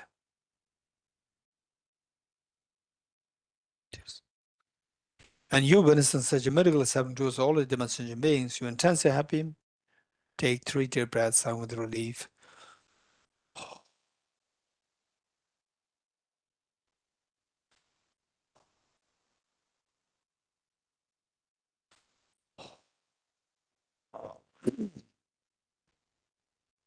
Next, immeasurable equanimity. How good would it be that all my dear sentient beings are freed from the biased attitude of excessive attachment to some and aversion towards others, and instead abide in the great state of equanimity, embracing all other dear sentient beings with total love and affection, leaving none aside. May all my dear sentient beings be freed from the biased attitude of excessive attachment to some and aversion towards others. I will take the responsibility that all my dear sentient beings are freed from the biased attitude of excessive attachment towards some and aversion towards others. The Buddha's Bodhisattvas witnessing the remix such a courageous commitment, they're intensely happy and proud of you. This pride and happiness invoke their compassionate omniscient minds to send the nectars of soothing lights towards you and all sentient beings. The mere touch of lights and nectars with the bodies beings yours, washes all the frees the beings from the biased attitude of excessive attachment towards some and aversion towards others, and instead making them abide in the great state of equanimity, embracing all other demonstration beings equally, leaving none aside.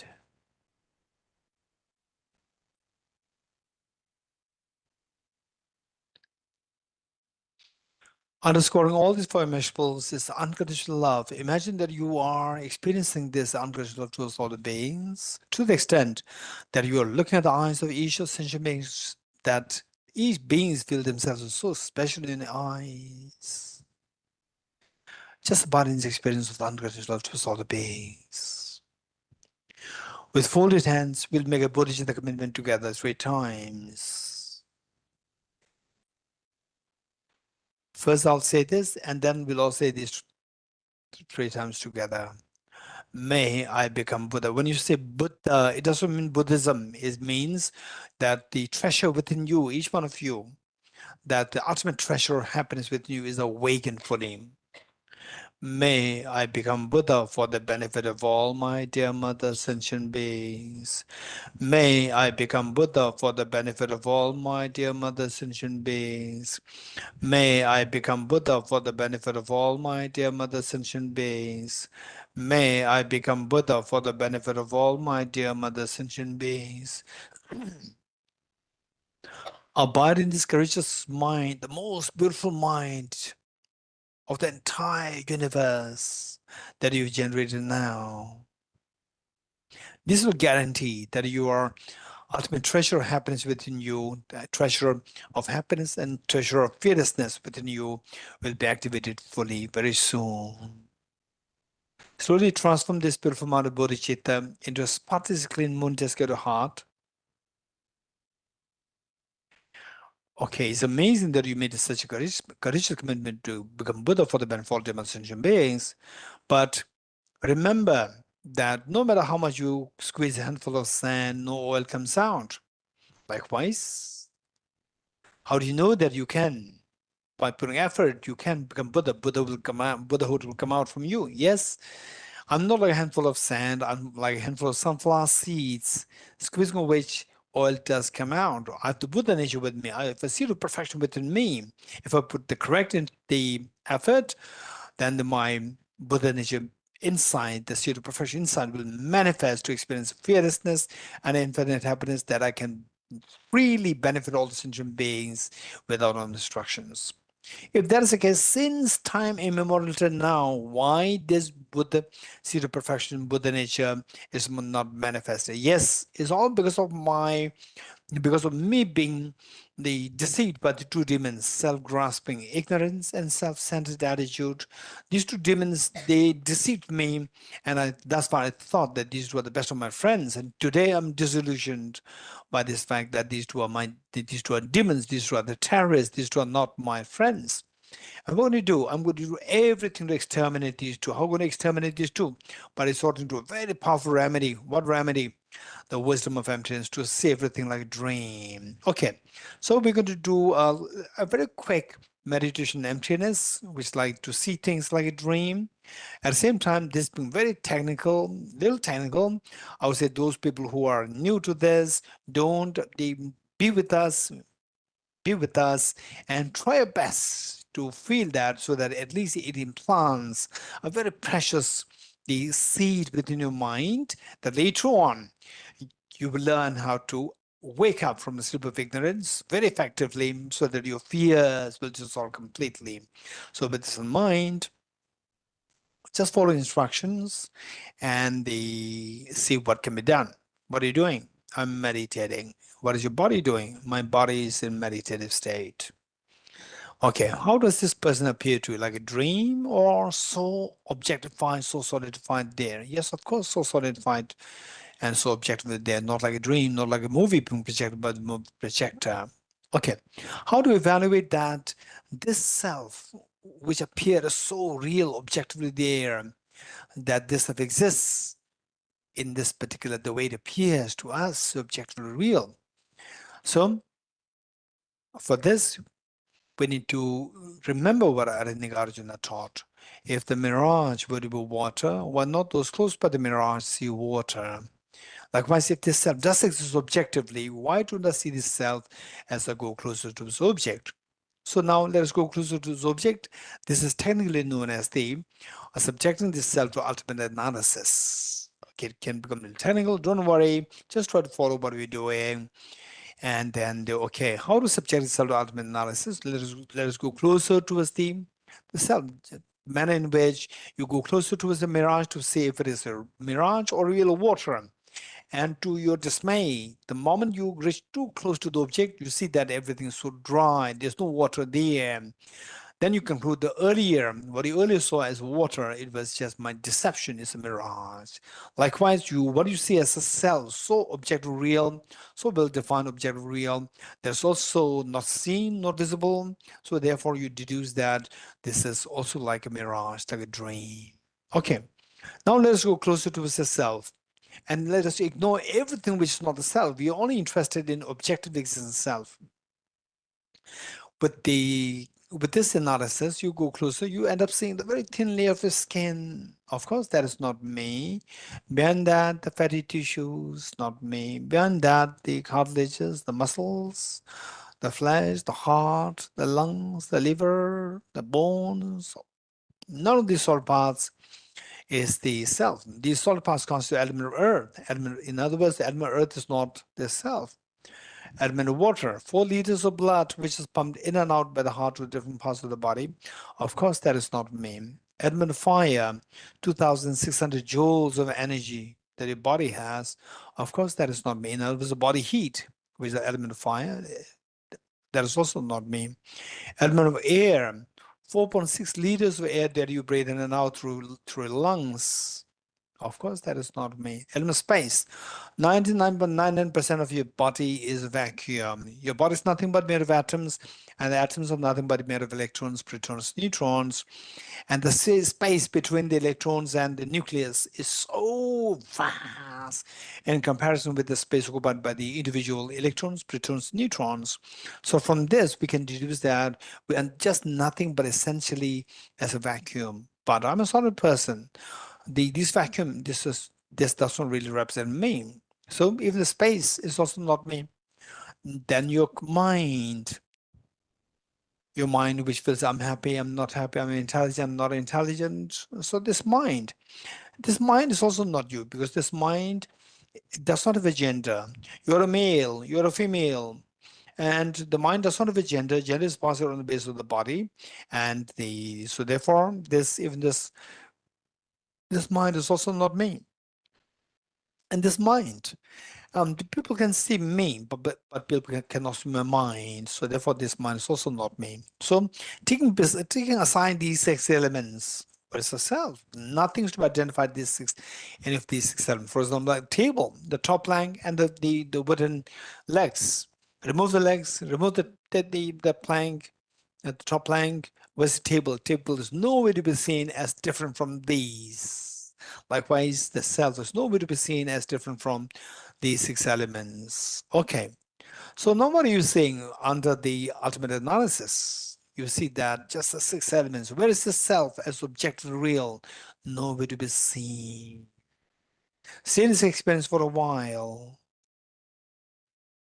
Okay, now move from the ultimate analysis to the conventional analysis. Imagine that you were coming out of the meditation.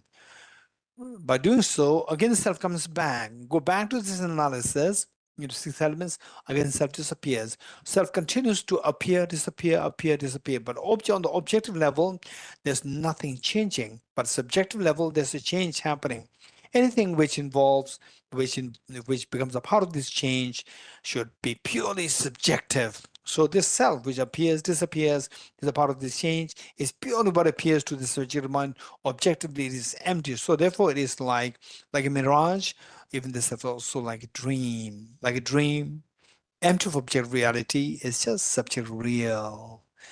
Okay, objectively, going into the 6 elements, where is the self? Is nowhere to be seen. Stay in this experience of the wisdom of emptiness. It can be very cursory, in the form of very cursory form. It doesn't matter. This is how we begin with, and later on through more studies and reflection, then you will come to really feel this emptiness, that the self is empty. Empty doesn't mean it does not exist. It does exist. It exists in the eyes of the conventional analysis, not in the eyes of ultimate analysis. In the eyes of ultimate analysis, the self is empty. So for some people, there's a tinge of fear comes. For some people, tickling sensations can flow through your body. Some people, there's goosebumps can come on your body. For some people, there's acute, incredibly triangular experience of peace can come to you, the core of your heart. If any of these experiences happen, you're very fortunate. If not, don't worry.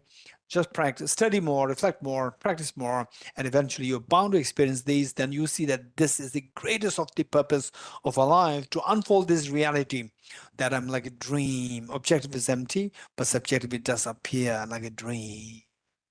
Slowly transform this mind of the wisdom of emptiness, the most fearless mind of the wisdom of emptiness, into the spotlessly clean, concise, white Vajra, vertically sitting on the moon disk of the heart.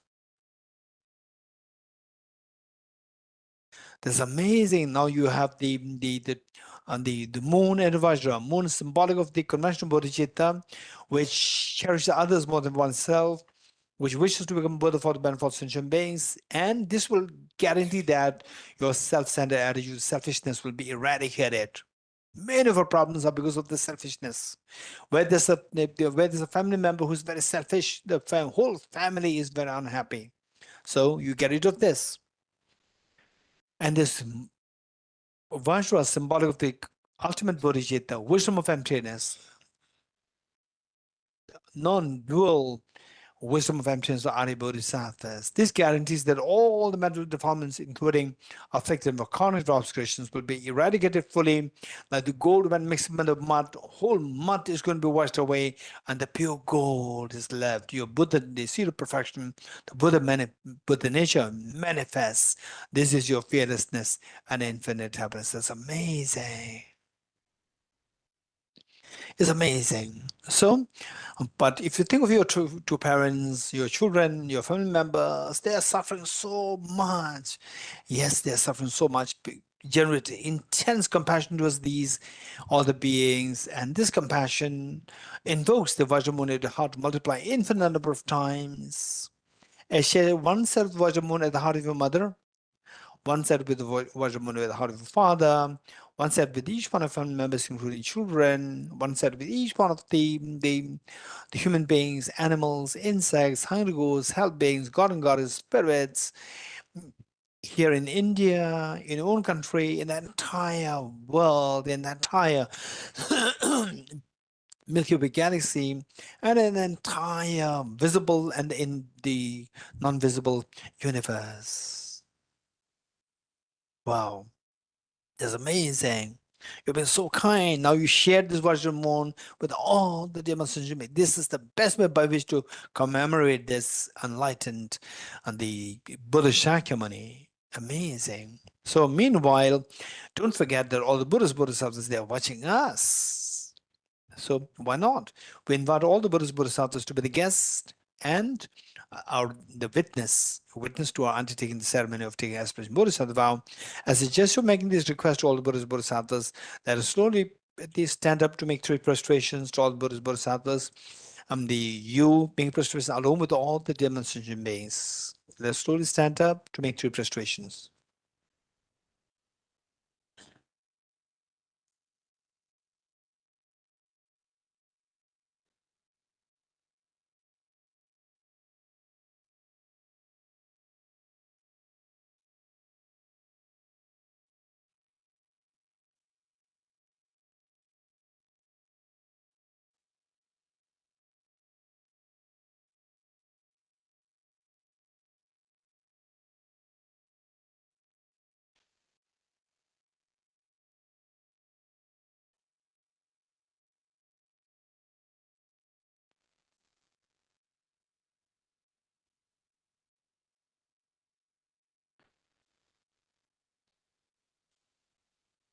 Okay, now see if you can sit on your right knees. Those who have knee problem, don't force yourself to sit on ivory. Sit whatever position more comfortable. Otherwise, see if you can sit on your right knees. Oh, Chimbala. Sit on your right knees, and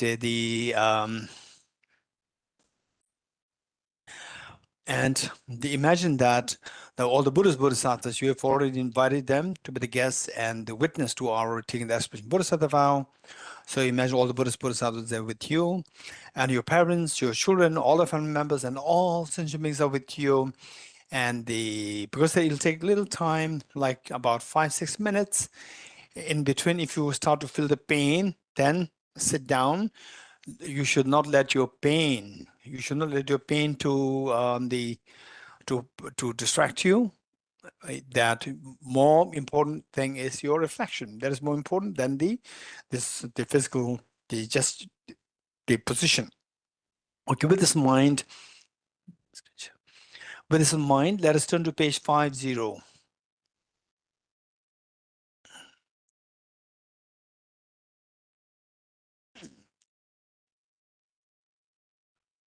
Page 50. Okay, I'll just explain the first verse,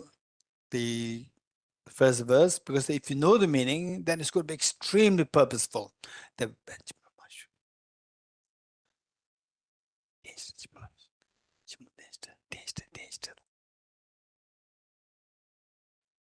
Okay.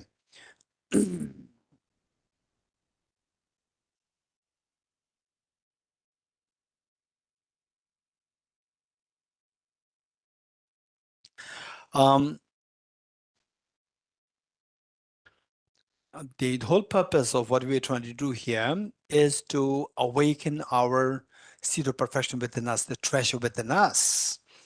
So for that matter, and since time immemorial till now, we have never succeeded in doing this. We have not even thought of doing this, awakening the seed of perfection within us. We have the seed. It's like each one of us, we're like a beggar with a treasure, huge, massive treasure underneath your ground, underneath your, say, the ground of the very simple hut. And as long as you don't discover this treasure underneath the ground, you are a beggar. The moment you discover that, you are no more a beggar. Each one of us, we feel that we are, say, some of us, in fact, there are many of us, we feel so desperate, we feel so weak, helpless, worthless, and very depressed. No, this is not who you are. You have a treasure inside us. Each one of us with the treasure. Let's not forget it. This is not a story. This is a reality. We all have this treasure.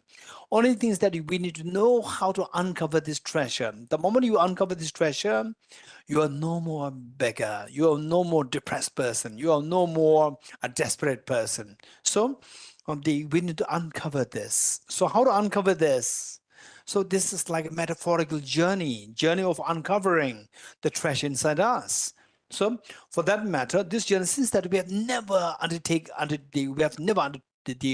this journey, so we require incredible support of the somebody experience for us to go through this journey. And the greatest of the support is the triple gem. So the first line says, I go for refuge in the triple gem.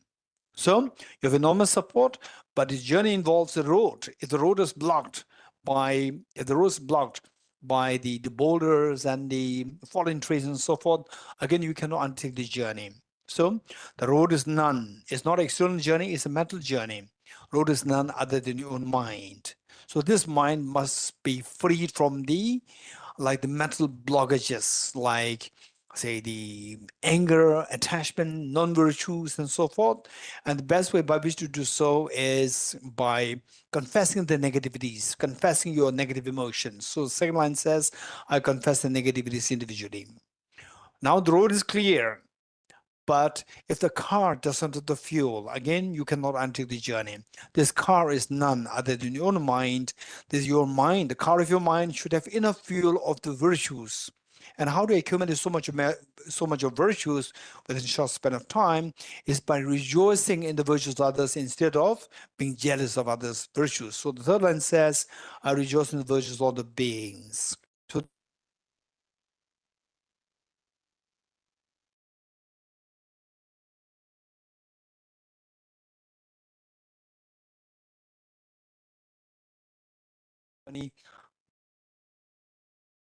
what kind of journey I'm going to undertake? This next question.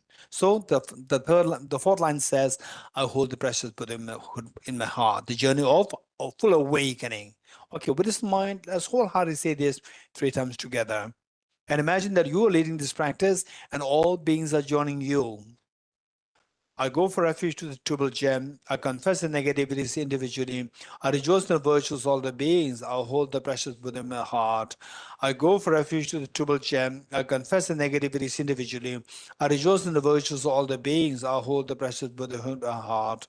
I go for refuge to the triple gem. I confess the negativities individually. I rejoice in the virtues of all the beings. I hold the precious Buddha in my heart. Gurus, Buddhas, and Bodhisattvas, please pay heed to me. Just as the previous Buddhas have generated the mind of Bodhicitta, and just as they successfully dwelt in the Bodhisattva practices, likewise for the benefit of all sentient beings, I will generate the mind of Bodhicitta, and likewise shall I too successfully train the Bodhisattva practices. Gurus, Buddhas, and Bodhisattvas, please pay heed to me. Just as the previous Buddhas have generated the mind of Bodhicitta, just as they successfully dwelt in the Bodhisattva practices, likewise for the benefit of all sentient beings, I will generate the mind of Bodhicitta, and likewise shall I too successfully train the Bodhisattva practices. Gurus, Buddhas, and Bodhisattvas, please pay heed to me. Just as the previous Buddhas have generated the mind of Bodhicitta, and just as they successfully dwell in the Bodhisattva practices, likewise for the benefit of all sentient beings, Bodhicitta, and likewise shall I too successfully train the Bodhisattva practices. Feel the joy over having received the Aspirational Bodhisattva vow, and anybody is entitled to take this Aspirational Bodhisattva vow. Anybody, whatever religion, whether you believe in religion, no religion, what gender, male, female, it doesn't matter. Anybody can take this. It is just to awaken the potential of your full potential, the amazing potential that each one of us has. And so with this, given that you have received the Aspirational Bodhisattva vow, just feel the joy of having received the Aspirational Bodhisattva vow. Just imagine that your mother, after all these many years, you as a little girl, like age 7 or 8 girl, or 7 or 8 boy, and your mother always receiving complaints from the school over you, and today the school principal comes and the mother, again, what kind of a complaint? And school principal says, no, we came here to congratulate you. For what? Your daughter and your son, two of them are appointed as the best of the students of the school for this year. And the mother could not believe her eyes in the ears after all these many years of receiving complaint from the school, and today hearing something so pleasant.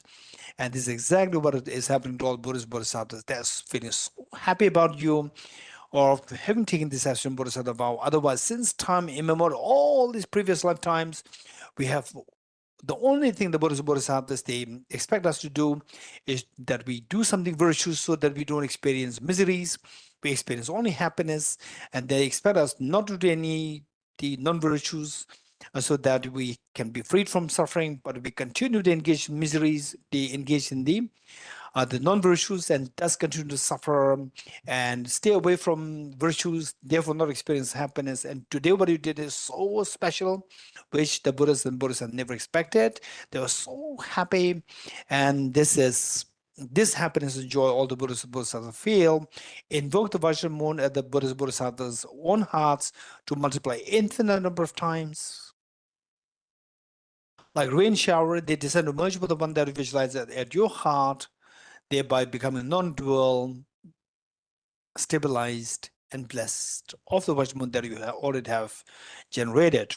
Likewise, all these replicas of Vajramoon from Buddhist Bodhisattvas, like rain shower, they descend to merge with the one that you visualize the heart of your mother, and the heart of your father, and the heart of each one of family members, including children, and each of the sentient beings, human beings, animals, insects, hungry ghouls, hell beings, God and goddess spirits of the planet Earth here, in the Milky Way galaxy, and in the entire universe, thereby becoming non-dual, stabilized, and the blessed of the Vajramoon that you have shared with all the beings. This is amazing.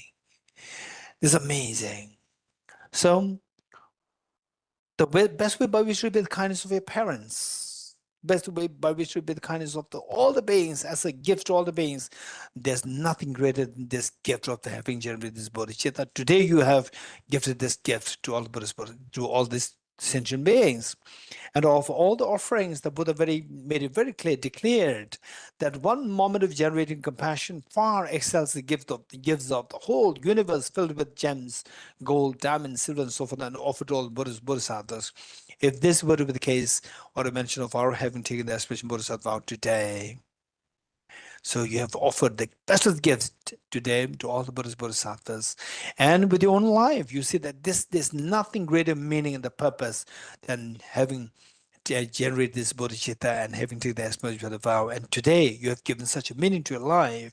And all these wonders are happening because of the blessings of all the Buddhist Bodhisattvas on this very auspicious day of the day when the the events of the Buddha Shakyamuni coincided.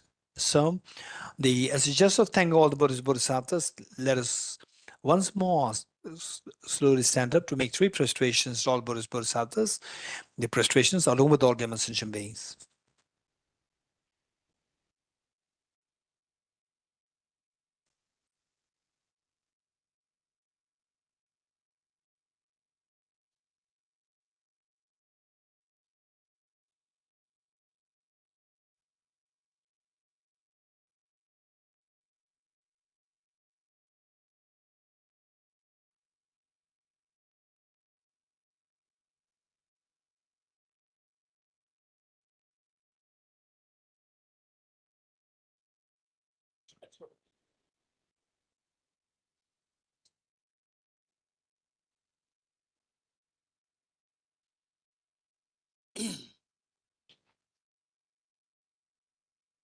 Okay, please take your seats. Please take your seats now. So we are almost done now. Okay, page 51.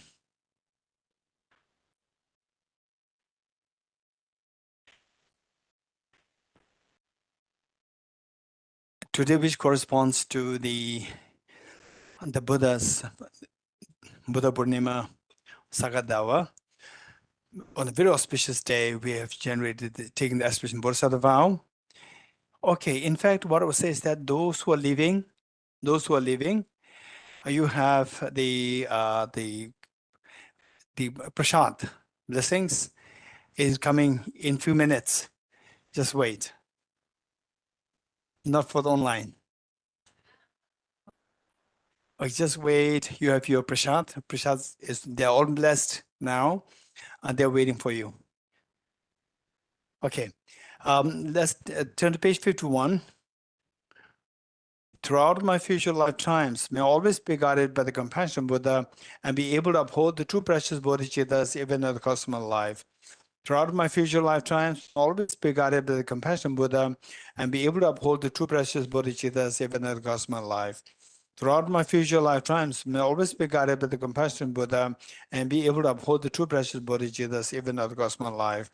In order to further increase this bodhicitta from now on, those with discernment who have lucid seeds and awaken the mind of bodhicitta in this way should highly praise in the following manner. Today my life has borne fruit. Having well obtained this human existence, I've been born in the family of the Buddha and now I'm one of Buddha's children. Thus, whatever actions I do from now on must be in accord with the family. Never shall I disgrace or pollute this noble and unsullied trait. Just like a blind man discovering a jewel in Hebrew rubbish, likewise by some coincidence, awakening mind has been born within me, is the supreme ambrosia that overcomes the sovereignty of death. It is the inexhaustible treasure that eliminates all poverty in the world, is the supreme medicine that quells the world's disease, is the tree that shelters all beings wandering and tired on the path of conditioned existence.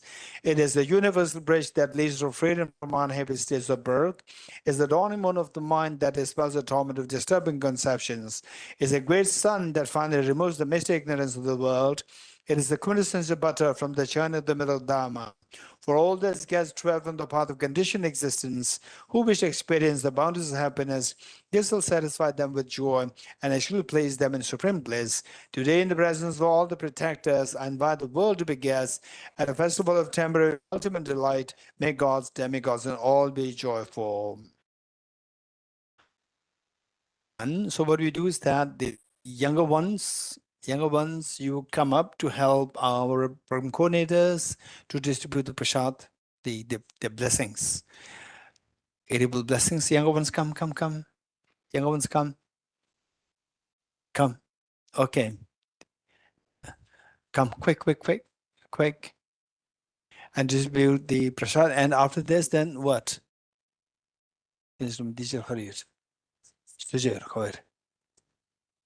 Okay, so so after this, so once the prasad is distributed, then we'll do the end dedication prayer, which is like 3 verses. After this, you will have tea and refreshment in the adjacent hall, other hall. Okay, just distribute very quickly distribute. Quickly distribute. Okay, the rest, the wild,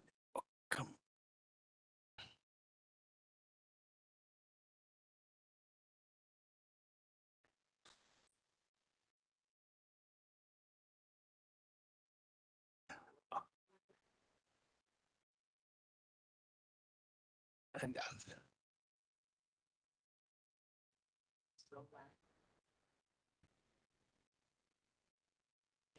okay, rest of us will recite the Buddha mantra. Rest of us will recite the Buddha mantra. Don't be too excited. Okay, let us recite the Buddha mantra. Om Mani Mani Maha Mani Swaha.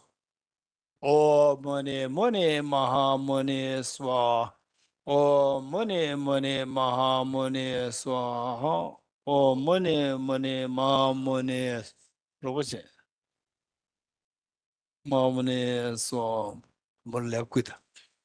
Maha Mani Swaha. Om Mani Mani Mata. Bismillah.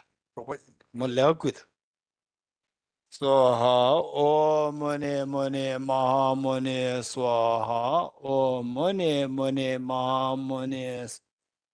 Om Mani Mani Maha Mani Swaha. Om Mani Mani Maha Mani Swaha. Om Mani Mani Maha Mani Swaha. Om Mani Mani Maha Mani Swaha. Om Mani Mani Maha Mani Swaha. Om Mani Mani Maha Mani Swaha. Okay, now let us turn to page 52, the last dedication verses, 3 verses. Dedication. So let us dedicate the marriage thus gathered, that His Holiness the Dalai Lama, the true source of joy and happiness on this earth, that he lives long and that his wishes be fulfilled spontaneously. And interesting, what happened was that this morning I just received the one, what is that? Like the message, and there is a message of the message which has been circulated. Circulated is like a social through the in the social media. Message of His Holiness the Dalai Lama, who encouraged the big monasteries to conduct the same program. His Holiness encouraged them. And we did it in great detail. So no doubt His Holiness will be so happy over what we've done. And let us pray that the virtues that we've gathered today be dedicated towards His Holiness's own life, and that His wishes be fulfilled spontaneously. And also let us dedicate the merits thus gathered, that the world, and all the world conflicts, the domestic violence and so forth, they all stop, and that the everybody gets the opportunity to take a fresh breath of relief, and that it would be relief and the peace of mind. And also let us dedicate merits thus gathered, that for example, each one of us, we carry a seed, a torch of compassion through the skillful understanding of the wisdom, and with which that you are able to deal with your parents more compassionately. At least that you'll be able to deal with your parents more compassionately, with your children more compassionately, with your relatives more compassionately, with your colleagues more compassionately. And then when you go to the shopping or whatever, whoever you meet with, that you become a different person, more compassionate, more sensible person. So that is my prayer. And let's pray that all these learning centers where these teachings of compassion universal and the wisdom of interdependency, the great learning centers, they thrive in the activity of study, reflection, meditation, and that all these centers, the sustenance, they be able to sustain from the eternity. And also let me dedicate thus gathered, that each one of you, through a concerted effort in this practice of what we have done, practice Bodhicitta, universal compassion, and a wisdom, that each one of you soon see the dawn, actual dawn, the dawn of this universal compassion of the Bodhicitta within you, and the wisdom that you experience the total fearlessness and infinite happiness, and that you'll be able to share this wisdom with all the dear sentient beings. So with this in mind, let's turn to page 52. I dedicate the merit thus gathered towards the realization that is in the prayers of the Buddhas and the Bodhisattvas of 3 times, and to the upholding of the doctrine of scripture and insight, may in all lives, through the force of this merit, never separate from the 4 wheels of the Mahana vehicle, and accomplish all stages of the path, renunciation, bodhicitta, perfect within the two stages. From my two collections, vast space that I've amassed, from working with effort at this practice for a great length of time, may I become the chief leading Buddha for all those whose minds were surmised blinded by ignorance. Deyata Om Gate Gate Paragate Parasam Gate Bodhiswatyata Om Gate Gate Paragate Parasam Gate Bodhiswatyata Om Gate Gate Paragate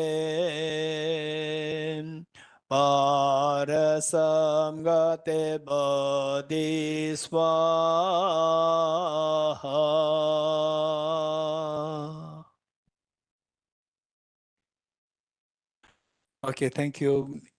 Each one of you, both online, offline, and the Guwahati group, and the Hyderabad group, and Ladakh group, and the Russian group, and each one of you, wherever you are, and happy Saga Dawa.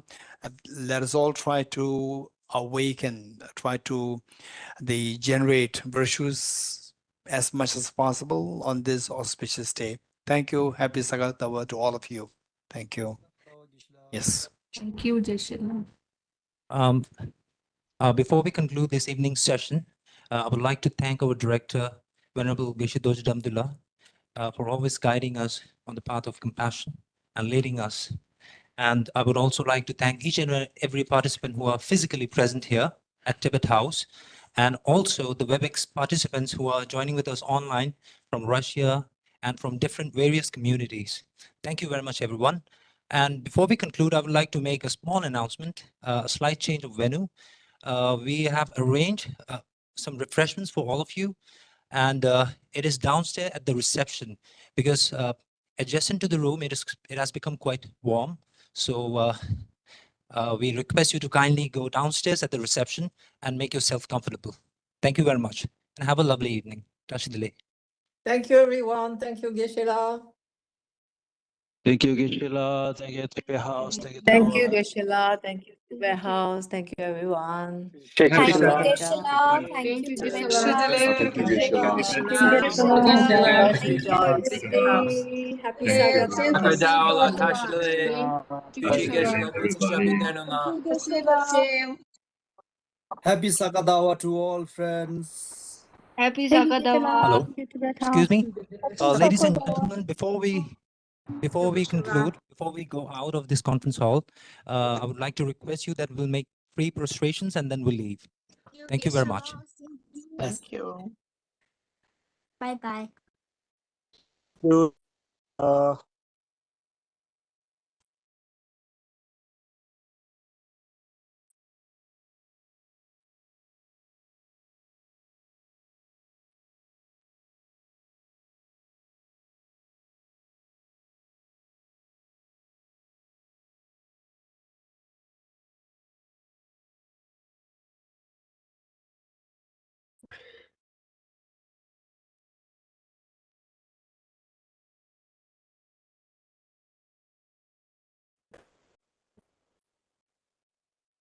Thank you, Geshe-la. Thank you so Thank you, much. everyone. Thank you, Tibet House.